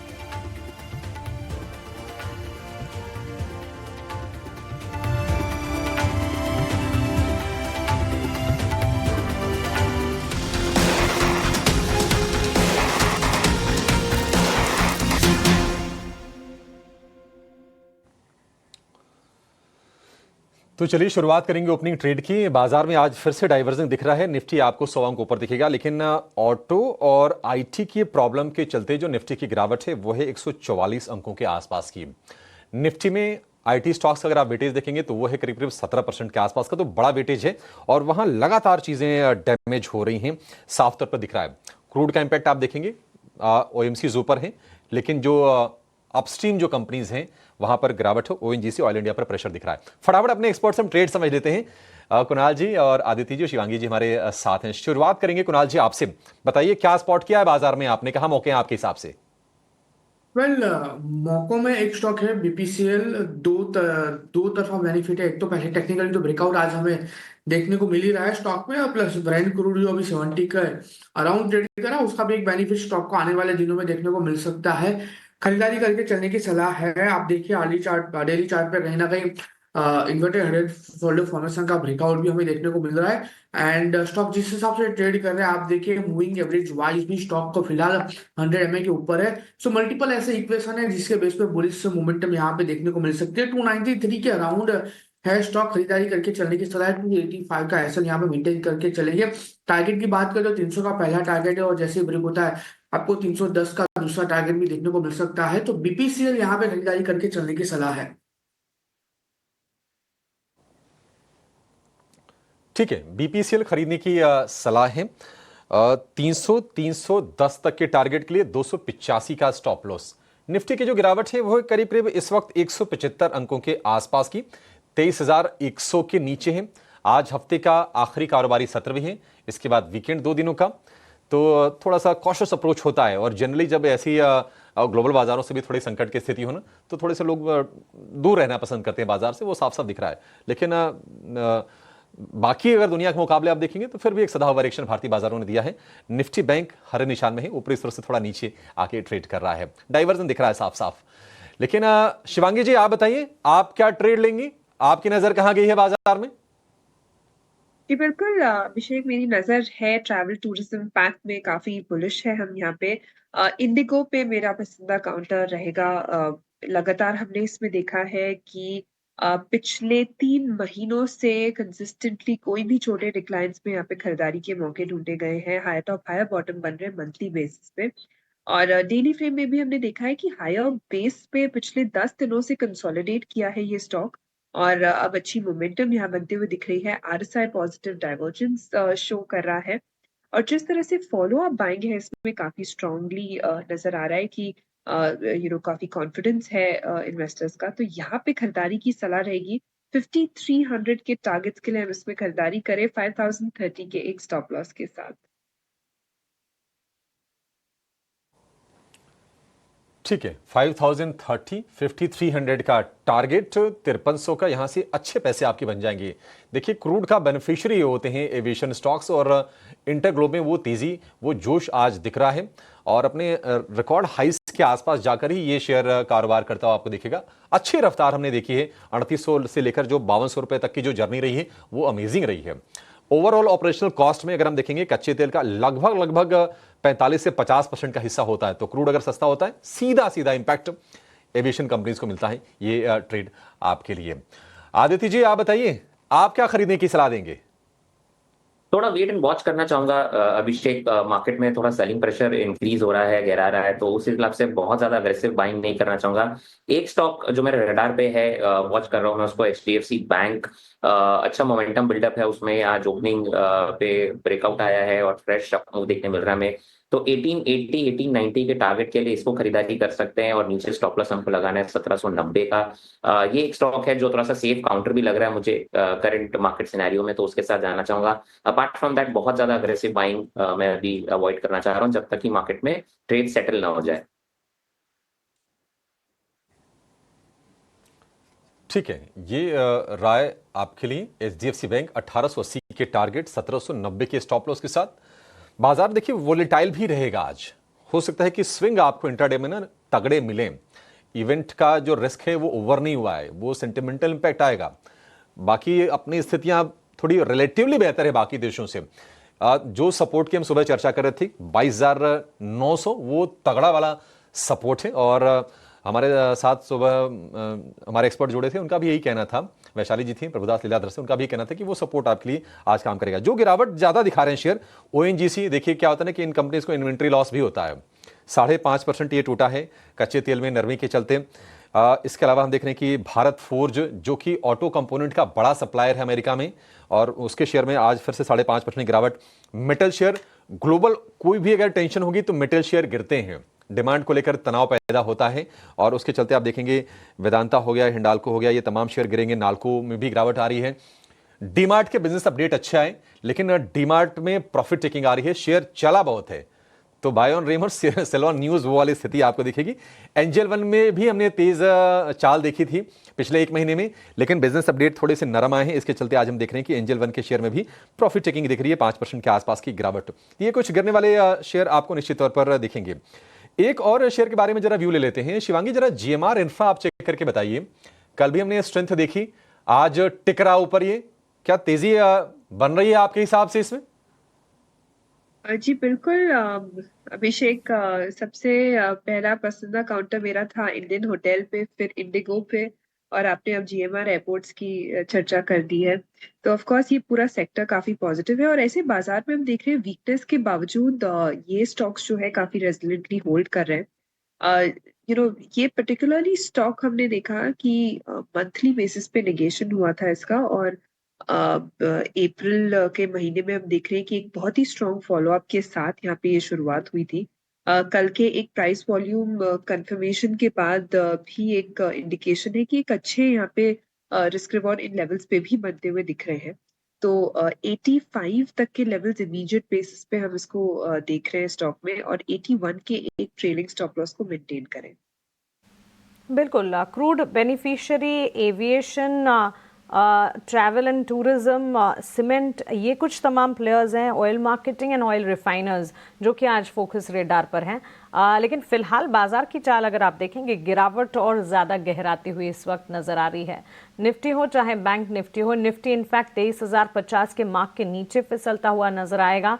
सेंसेक्स में करीब 600 अंकों की बिकवाली देखने को मिली है। 2 वीक के इंट्राडे लोज इस वक्त निफ्टी दिखाते हुए सेंसेक्स के 30 में से करीब 26 शेयरों में गिरावट हावी होती हुई। निफ्टी के 50 कॉन्स्टिट्यूएंट्स में से ऑलमोस्ट 46 शेयर्स हैं जो कि इस वक्त गिरावट ही झेल रहे हैं। जो स्टॉक्स 4-5 चुनिंदा इस वक्त मजबूती या बाजार को संभालने का काम कर रहे हैं, इसमें HDFC bank, MNM, Bajaj finance, Bharti Airtel और श्रीराम फाइनेंस। हल्की फुल्की ही सही, लेकिन यहाँ पर हम देख रहे हैं ग्रीन पैटर्न में कामकाज। लेकिन ओवरऑल बाजार का ट्रेंड जो है, वीकनेस जो है वो और ज्यादा बढ़ती हुई। Mid cap small cap indexes में भी गिरावट का रुझान है। स्मॉल कैप इंडेक्सेस में लाल निशान के साथ कामकाज, मिड कैप इंडेक्सेस में भी बिकवाली का दबाव, और आईटी सेक्टर में गिरावट लगातार गहराती हुई। एक कंसर्न बिल्कुल है, क्योंकि आईटी सेक्टर जो है लगातार दिन प्रतिदिन हर सेशन में कमजोरी दिखा रहा है। इस वक्त भी अगर आप देखेंगे ऑलमोस्ट 500 अंकों की बिकवाली निफ्टी आईटी इंडेक्स में। छोटी मझौली आईटी कंपनियां, मिड कैप प्लेयर्स में भी गिरावट है और लार्जर आईटी प्लेयर्स में भी इस वक्त बिकवाली का दबाव है। ऑयल मार्केटिंग कंपनियों की जहां हमने बात करी, आईओसी, बीपीसीएल, एचपीसीएल एक्सपर्ट्स के रेडार पर है। ऑयल रिफाइनर्स पर भी एक नजर होनी चाहिए। एमआरपीएल और चेन्नई पेट्रो, दोनों स्टॉक्स में अच्छा खासा एक्शन, मजबूती के साथ ट्रेंड देखने को मिल रहा है। कच्चे तेल की चाल में गिरावट है, $70 प्रति बैरल के आसपास ब्रेंट क्रूड ट्रेड करता हुआ। शिवांगी, आपसे ही जानना चाहेंगे, एमआरपीएल 2.5% की मजबूती है, चेन्नई पेट्रो में भी इसी तरह का ट्रेंड हरे निशान के साथ। जी, इन क्षेत्र की स्टॉक्स में अगर हम देखें तो यहाँ पे लगातार पिछले 3-4 दिनों से हमने एक अच्छी बढ़त देखी है। ये हफ्ता काफी स्ट्रांग रहा है। ओवरऑल हम देख रहे हैं कि की एक्सपोनेंशियल मूविंग एवरेजेस के ऊपर ट्रेड जरूर करते हुए नजर आ रहा है ये स्टॉक, बट यहाँ पे रिक्वायर्ड है कि ये इन लेवल्स को होल्ड करते हुए नजर आए। तो यहाँ पे मेरी राय रहेगी कि हम जो है इससे एक कंडीशनल ट्रेड की तरह समझे कि यहाँ पे जब तक ये 600 के लेवल्स को होल्ड करता है तो हम यहाँ पे बने रह सकते हैं for the next targets of around 650 levels. पर 600 पे काफी इंपॉर्टेंट सपोर्ट रहते हुए नजर आएगा, और थोड़ी पेशेंस लगेगी क्योंकि मोमेंटम हल्का सा स्लो। बिल्कुल स्लो मोमेंटम बाजार का भी और स्टॉक स्पेसिफिक मोमेंटम भी। फ्राइडे सेशन है, वॉच लिस्ट में रखना चाहिए। कभी कभी कुछ सेशंस बाजार को सिर्फ देखना भी चाहिए। एग्जिस्टिंग पोजीशंस अगर हैं इंटैक्ट ज़रूर रखिएगा। क्योंकि अंडरटोन बुलिश है और ओवरऑल मार्केट्स का, डोमेस्टिक भारतीय बाजार का। लेकिन फिलहाल अगर आप देखें बाजार की चाल जो है, वॉलेटिलिटी और कमजोरी टुवर्ड्स डाउनसाइड ज़्यादा विजिबल नजर आ रही है। वॉच लिस्ट में रखना है इस वक्त मार्केट को, चाहे इंडेक्स हो या फिर स्टॉक्स हो। कुछ स्टॉक्स जहां पर लॉन्ग्स बिल्ट अप कमजोर मार्केट में भी जहां खरीदारी बनती हुई नजर आ रही है, इसमें सबसे आगे तो बैंक्स, फाइनेंशियल्स और ऑयल मार्केटिंग कंपनियां ही हैं। लेकिन साथ साथ अगर आप देखें टाटा कंज्यूमर के स्टॉक में भी मजबूती है। Aditya, good morning. आपसे जानना चाहेंगे, कंजम्पशन का खेमा जो है स्लो एंड इवेंचुअली ही सही, लेकिन पिकअप करने की कोशिश जरूर कर रहा है। टाटा कंज्यूमर 1078 के लेवल्स इस वक्त। Good morning Mansi. डेफिनेटली एक फ्रेश बाइंग इमर्ज होकर आ रहा है स्टॉक में। 2 दिन पहले हमने देखा था एक मैसिव अप हुआ था। एज अ डिस्क्लोजर ये स्टॉक हमारे क्लाइंट्स को रेकमेंडेड भी है लोअर लेवल से।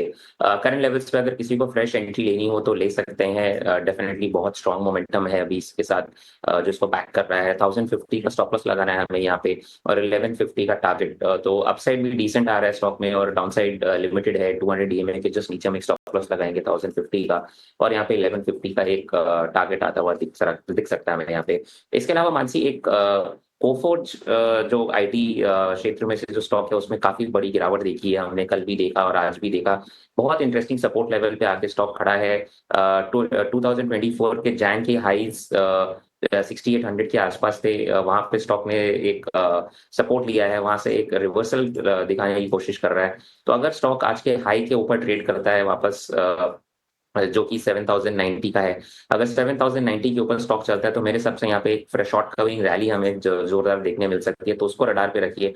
7090 7100 के ऊपर फ्रेश लॉन्ग ले यहाँ पे और 7500 का टारगेट रहेगा और नीचे स्टॉप लॉस आपको 6900 का लगाना है। ओके, तो चलिए कोफोर्ज पर एक कॉल ज़रूर बनती हुई। इस वक्त हम देख रहे हैं 2-2.5% तक की बिकवाली है और of course overall market setup भी अगर आप देखेंगे, सेक्टर स्पेसिफिक भी यहाँ पर क्रूड बेनिफिशियरी प्लेयर्स हैं जो कि कुछ हद तक मोमेंटम दिखा रहे हैं। इसके अलावा फाइनेंशियल्स एंड बैंक्स में भी बहुत ही कम कह सकते हैं मोमेंटम इस वक्त देखने को मिल रहा है।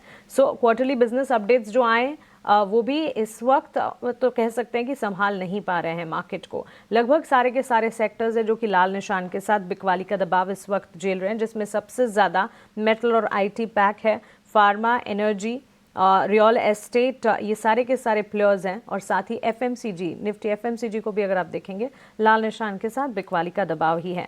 On a lighter note, Zomato और स्विगी पर बातचीत ज़रूर होनी चाहिए क्योंकि जोमेटो पर खबर आई है कंपनी अपने आप को रीब्रांड करने की तैयारी कर रही है एज इटर्नल।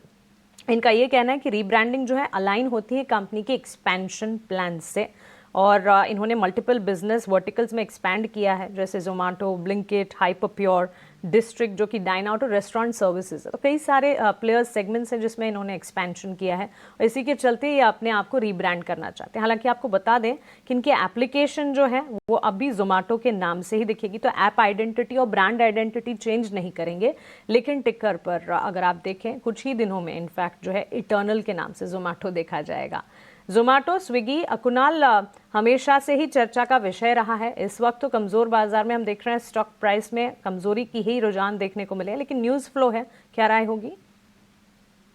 वेल, अवॉइड करके चलने की ही सलाह रहेगी। 208 के अराउंड है स्टॉक, पिछले कई दिनों से नीचे 201 से लेके 213 214 के लेवल पे ही ट्रेड कर रहा है। सो फिलहाल ये स्टॉक एक मिडल रेंज पे है। अगर ये समझो कि 204 203 आता है तो फिर आप 198 के एसएल के साथ खरीदारी करके चलिए एंड मेजर ब्रेकआउट आपको 214 के बाद ही देखने को मिलेगा। उसके बाद स्टॉक आपको 228 तक के लेवल दिखा सकता है।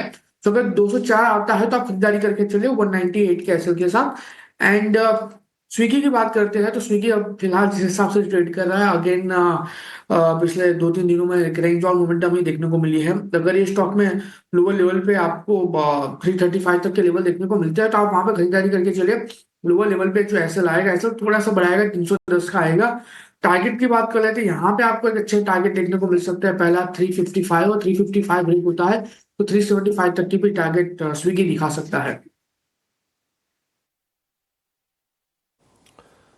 ठीक है, 375 तक के टारगेट स्विगी में आ सकते हैं, लेकिन जोमेटो अपनी रेंज से निकल नहीं रहा है। दिक्कत ये है 200 रुपये के आसपास आके टिक रहा है और उसके 10 रुपये नीचे, 15-20 रुपये ऊपर इसी तरह का कारोबार हो रहा है।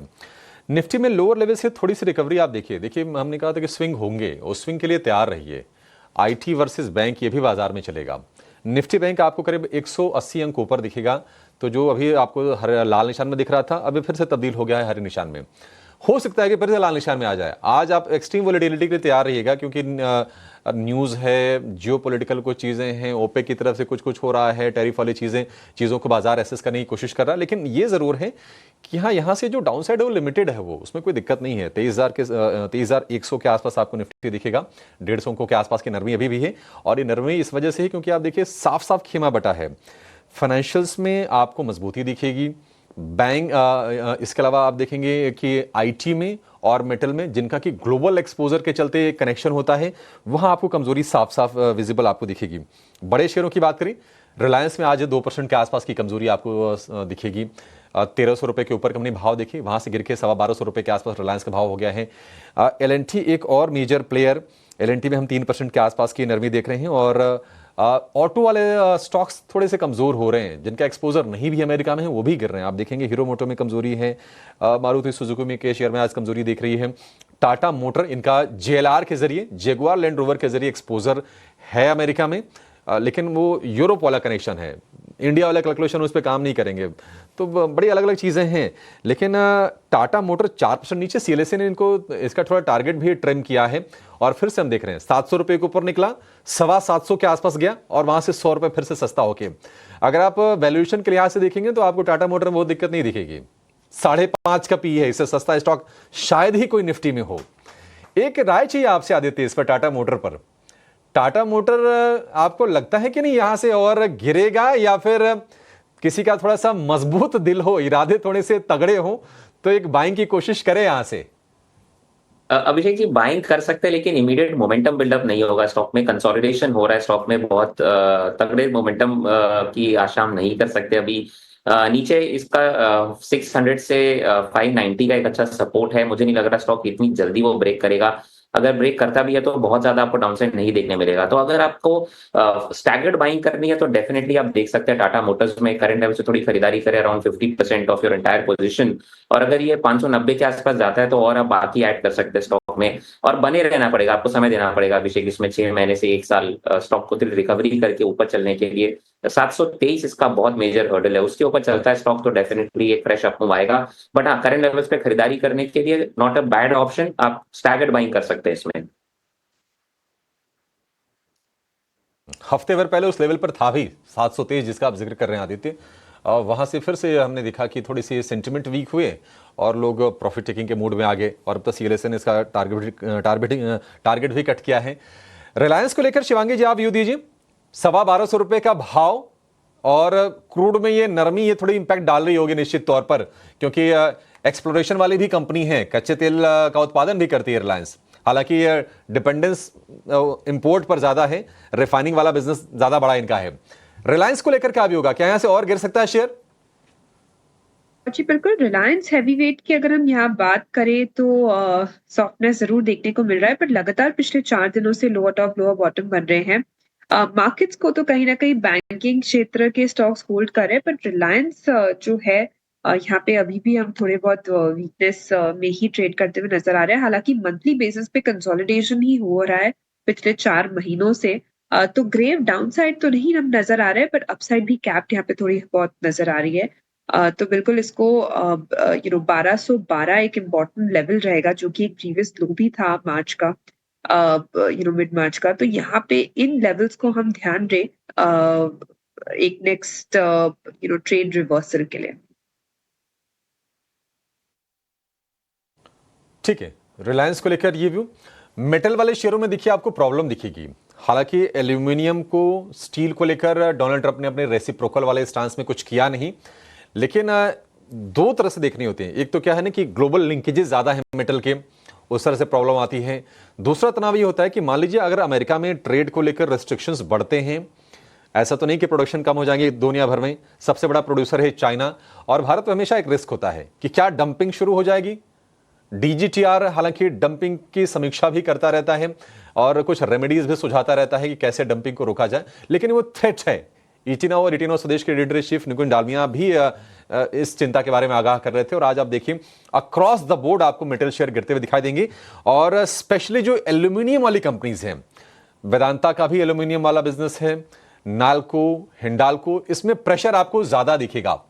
कुणाल जी, यहां से अब शॉर्ट तो नहीं करना है ना, क्योंकि काफी ज्यादा गिर गए, 4%, 5% सीवियर फॉल है आज। वेल, शॉर्ट करने की तो सलाह बिल्कुल नहीं रहेगी। स्टॉक ऑलरेडी 5% नीचे है जिस हिसाब से स्टॉक ट्रेड कर रहा है। लेकिन मैं इतना जरूर कहूंगा कि पिछले लगातार 2 दिन से स्टॉक में फॉल आ रहा है। स्टॉक 100 MA के नीचे आ चुका है एंड मुझे लग रहा है कि ये फॉल एक्सटेंड होकर आपको लोअर लेवल पे 390 तक के लेवल पे मोमेंटम दिखा सकता है। तो अगर यहाँ पे आता है 390, 392 तो खरीदारी करके चलने की सलाह है। शॉर्ट की सलाह बिल्कुल नहीं रहेगी, फिलहाल 392 रहेगी।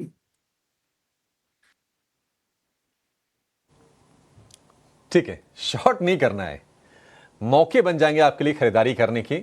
और ये बड़ी गिरावट है, आप अपने वित्तीय सलाहकार से भी पूछ लीजिएगा, थोड़ा पढ़ाई लिखाई रिसर्च भी कर लीजिएगा, और आपके लिए निश्चित तौर पर हमें भी ऐसा लगता है कि नहीं, मौके बन सकते हैं इन शेयरों में। अच्छी रिकवरी है लोअर लेवल से, जो ऐसा लगा कि नहीं डैमेज बढ़ेगा, लेकिन नहीं। 125 अंकों के 130-140 अंक नीचे निफ्टी है, लेकिन करीब 100 अंक सुधर गया है। निफ्टी बैंक डे हाई पर है, कल 250-300 अंक जुड़े थे, आज फिर से उसमें 250 अंक प्लस कर लिए हैं, और 52,000 की तरफ फिर से निफ्टी बैंक ने कदम बढ़ा दिए हैं। एचडीएफसी बैंक लीड कर रहा है, और अच्छे रिपोर्ट्स भी आई हैं एचडीएफसी बैंक के शेयर को लेकर, 2.5% की मजबूती। और उसके साथ साथ हम देख रहे हैं कि कंजम्पशन और कंज्यूमर फाइनेंस, ये वाली कंपनीज भी आज फ्लेवर में दिख रही हैं। आप देखिए HUL, नेस्ले, बजाज फाइनेंस से टाटा कंज्यूमर, पॉलिसी पर भी कहीं ना कहीं मामला शिफ्ट होता हुआ नजर आएगा, और बाजार थोड़ा आगे देखेगा, और उस एंटिसिपेशन में इन शेयरों में हो सकता है कि बाइंग हो रही हो। एक और शेयर पर जरा व्यू ले लेते हैं। आज अगर हम क्रूड के इंपैक्ट की बात करें तो बर्जर पेंट ने शुरुआत ठीक ठाक की है, बहुत तेजी नहीं है, लेकिन 1.5% ऊपर ये शेयर कारोबार करता हुआ आपको दिखेगा। शिवांगी जी, बर्जर पेंट तेजी और बढ़ेगी या फिर साइडवेज हो जाएगा?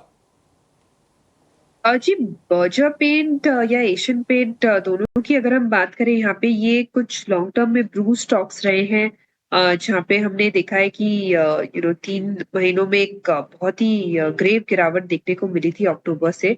बट ओवरऑल पिछले 4 महीनों से इसमें ग्रेजुअल बेसिस पे सपोर्ट बेस बाइंग देखने को मिली है। तो स्लो एंड स्टेडी स्टॉक है, बट ओवरऑल का पॉजिटिव लग रहा है, बिकॉज यहाँ पे एक सस्टेन्ड बाइंग नजर आ रही है। तो स्लो एंड स्टेडी के लिहाज से अगर हम इमीडिएट बेसिस की बात करें तो 530 तक के टारगेट्स हम एक्सपेक्ट कर सकते हैं। थोड़े और पोजिशनली हम इसको 600 तक के लिए होल्ड कर सकते हैं, बट इमीडिएट बेसिस पे 530 is what we are looking at. 510 का एक स्टॉप लॉस जो है वो क्लोज मेंटेन करें।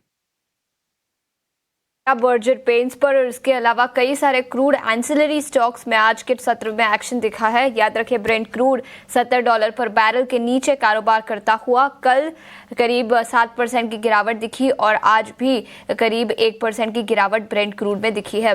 लेकिन इसके अलावा कई सारे ऑटो स्टॉक्स में आज फिर एक बार कमजोरी दिखी है। पिछले हफ्ते ऑटो को लेकर टैरिफ की खबर आई थी, कल से वो इफेक्टिव हो चुकी, और उसके बाद आज भी ऑटो शेयरों पर गिरावट।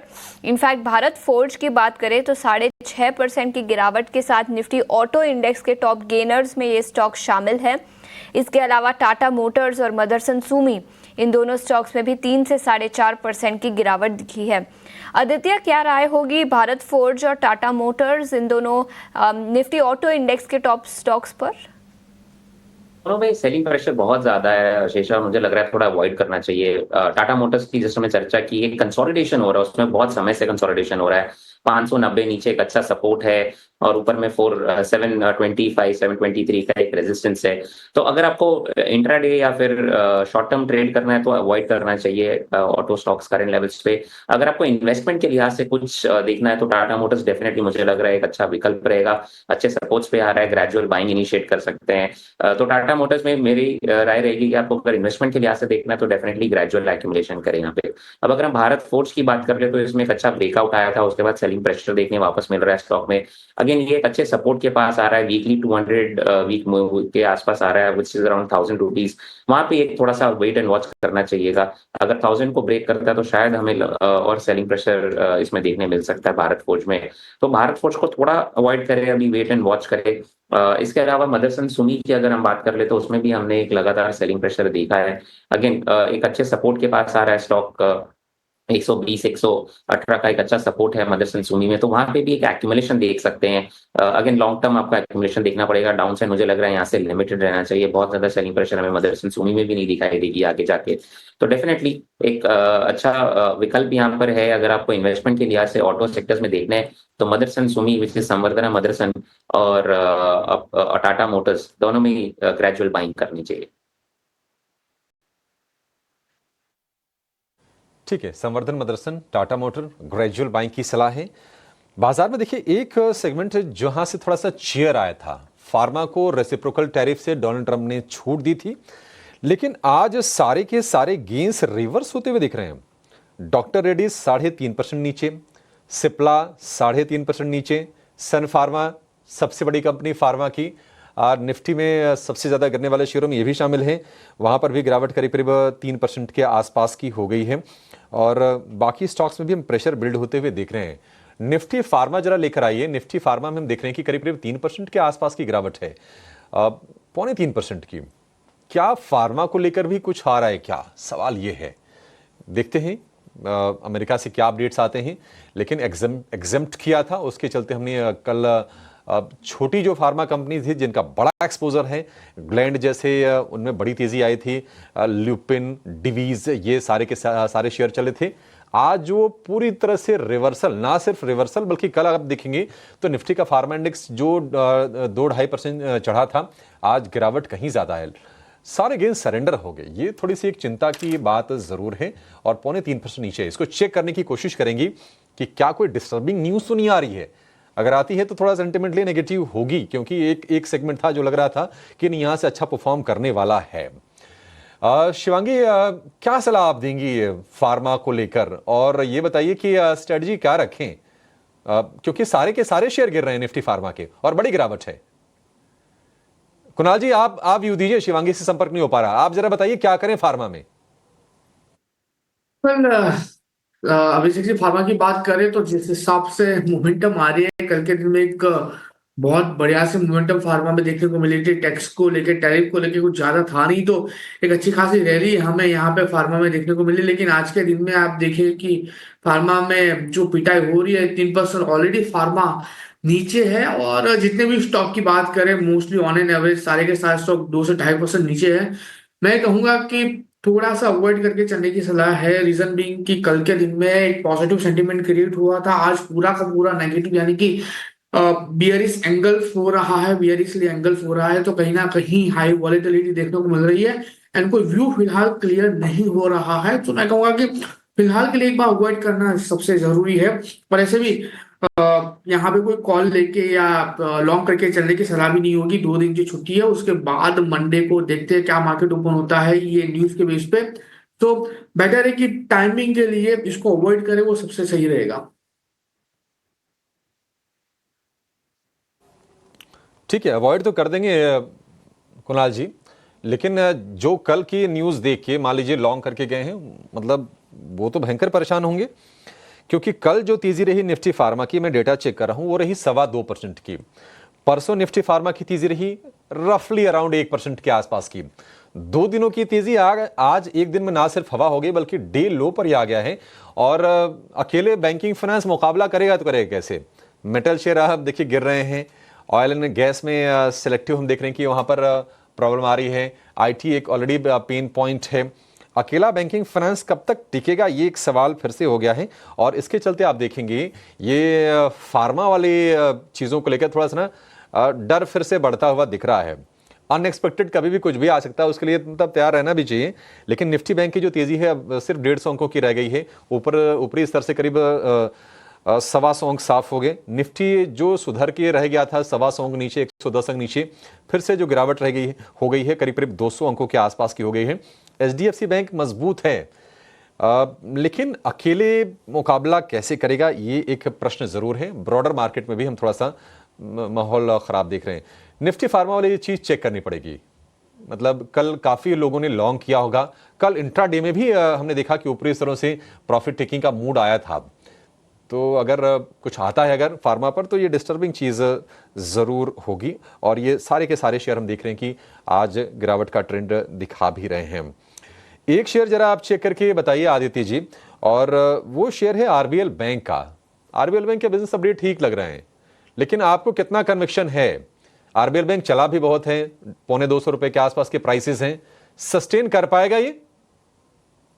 अच्छा अभिषेक, इसमें कोई शक नहीं है, एक राउंडिंग बॉटम फॉर्मेशन है यहाँ पे और इमीडिएट हर्डल इसमें 182 का है। अगर 182 के ऊपर स्टॉक निकाल के उसके ऊपर सस्टेन करता है तो डेफिनेटली बहुत अच्छी है, एक बहुत अच्छा एक अप मूव आना चाहिए स्टॉक में। 193 से लेके 200 तक का मूव हमें देखने मिल सकता है, इनफैक्ट 210 तक का मूव हमें देखने मिल सकता है। तो करंट लेवल्स पे आप खरीदारी कर सकते हैं और अग्रेसिव एडिशन अगर करना हो तो 183 के ऊपर करे, 183 182 के ऊपर करे। स्टॉप लॉस हमको यहाँ पे लगाना पड़ेगा 172 का, और ऊपर में आपको डेफिनेटली इसमें 193 से 210 के लेवल्स देखने मिल सकते हैं। तो बिल्डअप अच्छा है अभिषेक, इसमें राउंडिंग बॉटम फॉर्मेशन दिख रहा है, वॉल्यूम्स भी डिसेंट आ रहे हैं। अगर 182 के ऊपर सस्टेन कर जाता है स्टॉक तो फिर एक अच्छा मोमेंटम बिल्डअप भी यहाँ पे आ जाएगा, तो रडार पे रखना चाहिए। अगर आप थोड़ा सा अग्रेसिव बाइंग करना चाहते हैं तो 182 के ऊपर करें, और करंट लेवल्स पे आप थोड़ा बहुत बाइंग करके देख चल सकते हैं कि स्टॉक में मोमेंटम बिल्डअप होना अभी बाकी है। ठीक है, तो ये नज़रिया आरबीएल बैंक और इसके अलावा कई सारे और स्टॉक्स बैंकिंग सेक्टर से जहां पर ऑपरेशनल अपडेट्स आए हैं और उसके दम पर कई सारे स्टॉक्स में एक्शन भी दिखा है। लेकिन टाटा मोटर्स इस स्टॉक में आज के सत्र में करीब 4 से 5% की गिरावट दिखी है और रेसिप्रोकल टैरिफ लगने के बाद टाटा मोटर्स के स्टॉक पर दबाव दिखा है। टैरिफ के ऐलान के बाद सीएलएसए ने शेयर को डाउनग्रेड किया है और सीएलएसए ने रिपोर्ट में कहा क्या है, जानते हैं हमारे सहयोगी रविंदर से। रविंदर अब हमारे साथ जुड़ चुके हैं। Ravinder, good morning. बताएं क्या है सीएलएसए का कहना जिसके चलते स्टॉक में 4.5% की गिरावट आज के सत्र में दिखी है? जी बिल्कुल, सीएलएसए ने रिपोर्ट निकाली है टाटा मोटर्स पर और उन्होंने स्टॉक को जो है डाउनग्रेड किया है हाई कन्विक्शन आउट परफॉर्म पर, और टारगेट प्राइस जो है 930 से घटाकर 765 का रखा है, जहाँ पे उनका कहना है कि जो 25% का यूएस टैरिफ और जैगुआर मॉडल रिडक्शन जो है वो जेएलआर का जो वॉल्यूम है वो 14% से कम हो सकता है ईयर ऑन ईयर बेसिस और FY26 में, और जो एबिट मार्जिन है उसमें भी जो है 7% की जो है गिरावट देखने को मिल सकती है FY26 से लेकर 27 के बीच में, जो कि FY25 में 9% का है। उनका कहना है कि जो जेएलआर का जो FY26 का एबिटा है उसमें भी जो है 15% का जो है रिडक्शन देखने को मिल सकता है, लेकिन कंपनी का जो फ्री कैश फ्लो है वो पॉजिटिव रह सकता है, और जेएलआर का जो ईवी टू एबिटा मल्टीपल है वो 2.5 टाइम्स से कट होकर 2 टाइप पर देखने को मिल सकता है, जो भी मार्केट प्राइसिंग रहेगा 1.1 टाइम्स पर। और जो कमर्शियल व्हीकल्स जो सेगमेंट है वो बॉटम आउट, उसमें जो है बॉटम आउट देखने को मिल सकता है FY26 में, और जो रोलिंग वैल्यूएशन है FY28 का वो 127 पर शेयर पर देखने को मिल सकता है, जिसके चलते स्टॉक्स में जो है आज 4 से 5% की गिरावट देखने को मिली। देखिए और टैरिफ लगने के बाद स्टॉक में कल के सत्र में कमजोरी थी और आज भी टाटा मोटर्स करीब 4.5% की गिरावट के साथ कारोबार करता हुआ। रविंदर, शुक्रिया पूरी डिटेल्स के साथ हमारे साथ जुड़ने के लिए। इस पर एक टेक्निकल नजरिया लेंगे, लेकिन उसके पहले एक ऑप्शन की रणनीति आपके लिए लेकर आते हैं और उसके लिए हमारे साथ सेंट्रम ब्रोकिंग के नीलेश जैन जुड़ चुके हैं। नीलेश जी, गुड मॉर्निंग और बहुत बहुत शुक्रिया समय निकालकर जुड़ने के लिए। बाजार में गिरावट, लेकिन ऐसे में वायदा बाजार से स्टॉक स्पेसिफिक आइडिया आज कौन सा होगा? Very good morning to you. देखिए आज के सेशन में अगर हम स्टॉक स्पेसिफिक देखें तो काफी in fact measure of the stocks में आज पेन देखने को मिल रहा है। स्पेसिफिकली ऑटो स्पेस थोड़ा वीक नजर आ रहा है, यहाँ पे गिरावट हमें और गहराती हुई नजर आ रही है, इसीलिए यहाँ पे बिकवाली वाला ट्रेड है वो है हीरो मोटोकॉर्प, जहाँ पे स्ट्रक्चर वीक है और हम एक्सपेक्ट करके चल रहे हैं कि यहाँ पे गिरावट और देखने को मिल सकती है और निचले स्तर पर 3600 के नीचे हीरो मोटोकॉर्प फिसलता हुआ नजर आ सकता है। इसीलिए यहाँ पे 3650 का पुट ऑप्शन देने की सलाह होगी, जो करंटली 80 के आसपास ट्रेड हो रहा था और 58 का स्टॉप लॉस होगा, 101 पहला टारगेट, 125 का दूसरा टारगेट होगा और इसका लॉट साइज 150 का है। इसलिए इन टर्म ऑफ रुपीज जो रिस्क है वो 3300 का है, रिवॉर्ड 6750 तक के बनते हुए नजर आ सकते हैं। तो हीरो मोटोकॉर्प के पुट ऑप्शन में खरीदारी करने की सलाह होगी। ठीक है, तो ये नजरिया हीरो मोटोकॉर्प 3650 के कॉल खरीदने की सलाह, इसी के साथ सेबी का रिस्क डिस्क्लोजर भी आपके स्क्रीन पर आता हुआ। नीलेश जी, बहुत बहुत शुक्रिया समय निकालकर हमारे साथ जुड़ने के लिए। लेकिन इस बीच फार्मा सेक्टर पर हमने चर्चा की थी, वहां पर भारी गिरावट निकल कर आई है और कल यूएस प्रेसिडेंट डोनाल्ड ट्रंप ने किसी मीडिया के साथ एक इंटरव्यू दिया जहां पर उन्होंने कहा कि फार्मा सेक्टर पर भी टैरिफ्स लगाए जा सकते हैं और उनके रेट्स भी काफ़ी हाई होंगे, ऐसा उनका मानना है। ये इंटरव्यू उन्होंने कल दिया था, जिसके चलते आज मीडिया इस सेक्टर फार्मा सेक्टर में भारी गिरावट दिखी है। इस पर हमने राय तो ले ली, लेकिन फिर एक बार हमारे मेहमानों से इस पर एक राय ले लेंगे। आदित्य, आपसे पूछना चाहूँगी, फार्मा सेक्टर में कल अच्छी खासी तेज़ी दिखी थी, उसे एग्जेम्प्ट किया गया था, लेकिन आज फिर एक बार खबर निकल कर आई है कि उस पर भी टैरिफ्स लगाए जाएंगे। फार्मा सेक्टर पर आज की गिरावट के बाद अब आपका किस तरह का व्यू बनेगा? अब वेट करना चाहिए आशीषा, अग्रेसिव बाइंग नहीं करना चाहिए अभी, क्योंकि हम देख रहे हैं मार्केट में भी एक थोड़ा सा कंसोलिडेशन हो रहा है और सेलिंग प्रेशर ऊपर से देखने मिल रहा है। और जब ये न्यूज फ्लोज लगातार आते रहते हैं मार्केट में, तो फिर एक सेलिंग प्रेशर बना रहता है। और जैसे हम कहते हैं buy on rumour sell on confirmation, तो उस फार्मा में भी कुछ वैसा ही हो गया। सब एक्सपेक्ट कर रहे थे कि शायद टैरिफ ना लगे फार्मा में, उस नहीं लगा उस पर, और अभी उसमें हम सेलिंग प्रेशर देख रहे हैं कि रिवर्सल हो रहा है थोड़ा बहुत ट्रेड। तो अगर आपके पास ऑलरेडी पोजीशन है तो मैं सजेस्ट करूंगा कि एक स्टॉप लॉस मेंटेन करें, और अगर आपके की सपोर्ट लेवल्स टूटते हैं तो एग्जिट करें। और अगर आपको फ्रेश बाइंग देखनी है तो थोड़ा वेट एंड वॉच करें फार्मा स्पेस में, एक थोड़ी कंसोलिडेशन हो जाए उसके बाद मेरे हिसाब से बाइंग कर सकते हैं। बहुत ज्यादा डाउनसाइड नहीं देखने मिलेगा आपको इन सभी स्टॉक्स में, थोड़ा बहुत और यहाँ से 3 से 4% मैक्सिमम 5% की गिरावट आ सकती है सभी फार्मा स्टॉक्स में, और उसके बाद आप एक फ्रेश एंट्री देख सकते हैं। तो पैनिक ना करें, थोड़ी बहुत सेलिंग प्रेशर है और वो बहुत जल्दी मेरे ख्याल से अब्जॉर्ब भी हो जानी चाहिए, उसके बाद आप एक फ्रेश लॉन्ग एडिशन के लिए देख सकते हैं। वेट एंड वॉच की सलाह फार्मा सेक्टर पर, लेकिन इस बीच बाजार में गिरावट बढ़ती हुई। निफ्टी अब 23,000 के नीचे फिसलता हुआ 22,990 के आसपास कारोबार करता हुआ। इंटरडे में देखें तो दिन की ऊंचाई से गिरावट दिखी है बाजार में, 250 अंकों की गिरावट निफ्टी पर। वही निफ्टी बैंक की बात करें तो ये अभी भी हरे निशान में कारोबार करता हुआ, कल के सत्र में भी आउट परफॉर्मर था, आज भी करीब 51,630 के आसपास।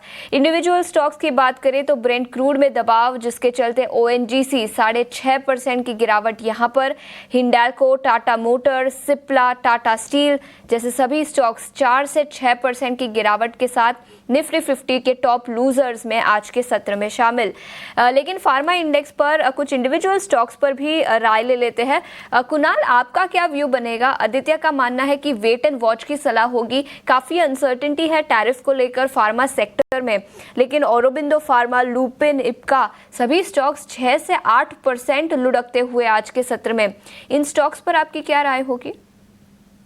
वेल डेफिनेटली मैं आदित्य की राय के साथ ही जाऊंगा। वॉलेटिलिटी बहुत ज्यादा है कल के दिन में, जहां हमें एक वन वे अपसाइड की मोमेंटम देखने को मिली है, आज के दिन में वही जो मोमेंटम है वो बियरी साइड में कन्वर्ट हो चुकी है। तो कहीं ना कहीं यहाँ से और फर्दर गिरावट देखने को मिल सकती है। इतना नहीं, जितने स्टॉक का आपने नाम लिया, ऑरो फार्मा, लुपिन, लैब, जो 7 से 8% डाउन साइड है, शॉर्ट करके चलने की सलाह तो बिल्कुल नहीं है, क्योंकि प्रॉपर रिस्क पीरियड आपको यहाँ पे मिलेगा नहीं। और बाय करके चलने की सलाह तो बिल्कुल नहीं दूंगा, क्योंकि वॉलेटिलिटी आने वाले दिनों में और बढ़ सकती है, पर्टिकुलरली 2 दिन के मोमेंटम के बेस पे। तो वेट एंड वॉच करके ही सलाह रहेगी मेरी भी। एब्सोल्युटली वेट एंड वॉच की सलाह ही होनी चाहिए, और इस वक्त मार्केट पर भी वेट एंड वॉच की सलाह। 23,000 के नीचे निफ्टी फिसलता हुआ, और लगातार ट्रंप एडमिनिस्ट्रेशन की तरफ से रेसिप्रोकल टैरिफ में एक के बाद एक जो अपडेट्स आ रहे हैं वो हम आपको लगातार बता रहे हैं। अब डोनाल्ड ट्रंप एडमिनिस्ट्रेशन ने ताज़ा ये खबर दी है कि जल्दी फार्मा पर टैरिफ लागू होते हुए दिखेंगे, और ये अलग तरीके के, अलग कैटेगरी में ही टैरिफ होंगे।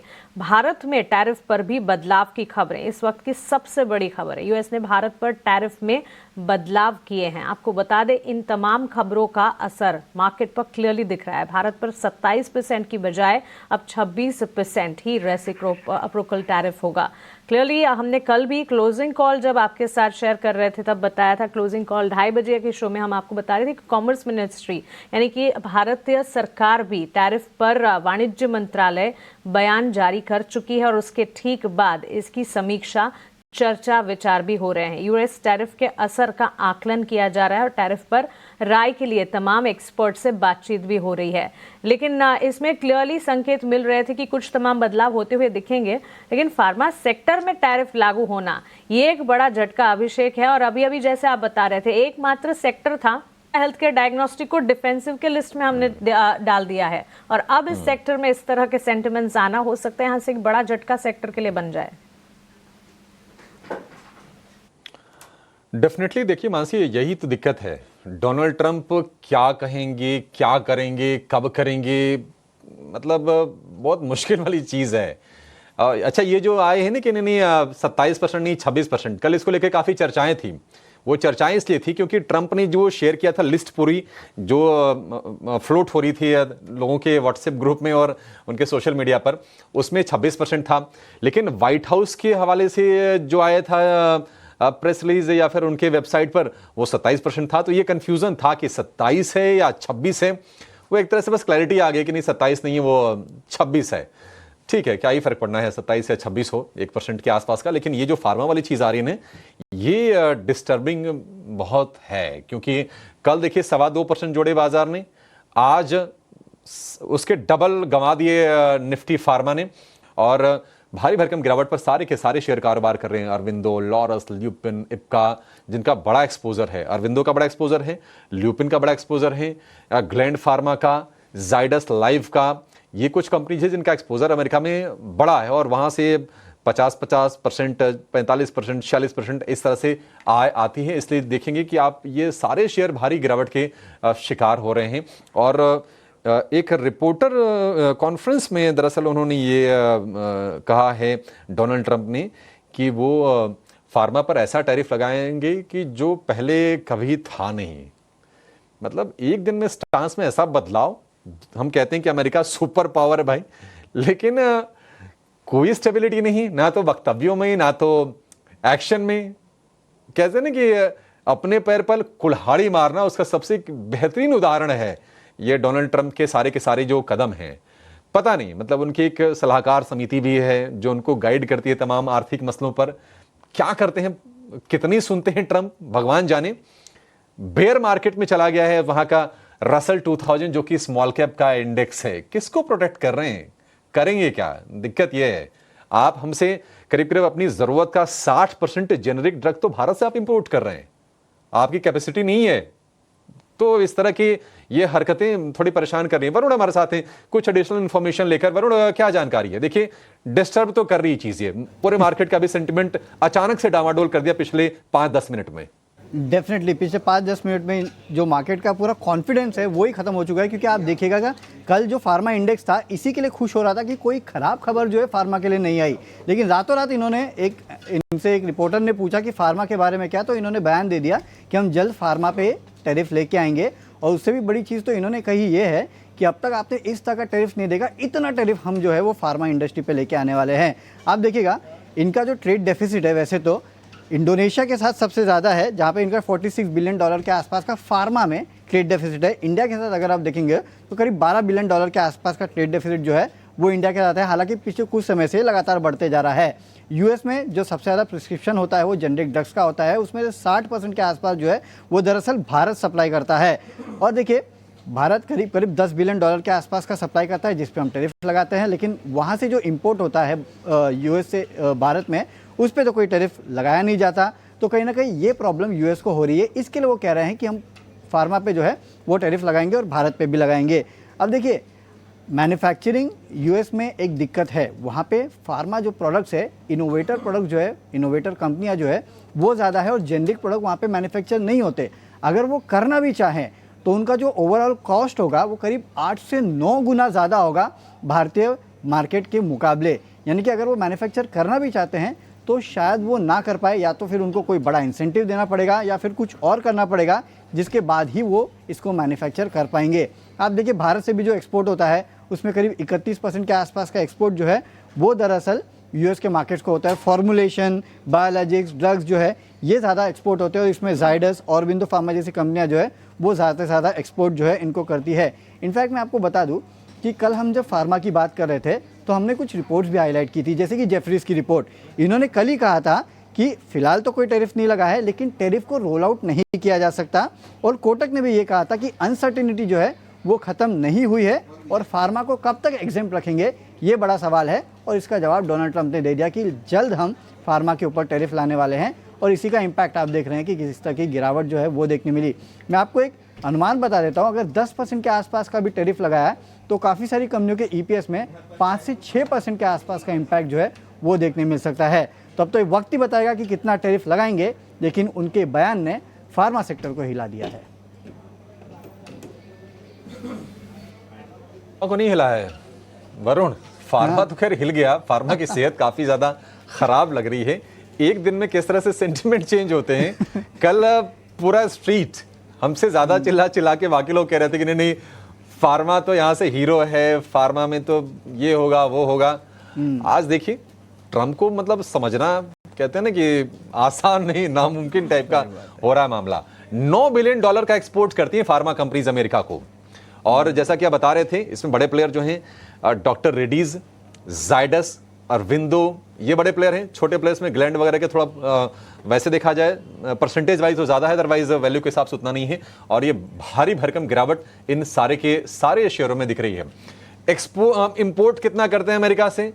$800 मिलियन का एक्सपोर्ट, $9 बिलियन का एक्सपोर्ट करते हैं। तो बहुत बड़ा ये फर्क है। और ये तनाव देखिए पूरे बाजार में आ रहा है। निफ्टी बैंक ने अपनी 250 अंकों की तेजी को गंवाई। लाल निशान में निफ्टी बैंक कारोबार कर रहा है और इस वक्त 50 अंक नीचे है। निफ्टी के लिए जद्दोजहद ये होगा कि क्या 22,900 का सपोर्ट बचेगा। हमने सुबह चर्चा की थी कि एक वो सपोर्ट है वो काम कर जाएगा। उम्मीद अभी भी है कि शायद वो काम कर जाएगा, लेकिन अगर इस तरह से डिस्टर्बिंग न्यूज अगर आती रही तो फिर मुश्किल बढ़ेगी। ठीक है, आगे इस पर हम चर्चा करेंगे। फिलहाल 1% से ज्यादा की गिरावट निफ्टी में 23,000 के नीचे जाकर कारोबार करता हुआ। और एचडीएफसी बैंक किसी तरह से मैनेज कर रहा है बाजार की फॉल को रोक पाने की। अकेले कैसे करेगा, दिक्कत यह है।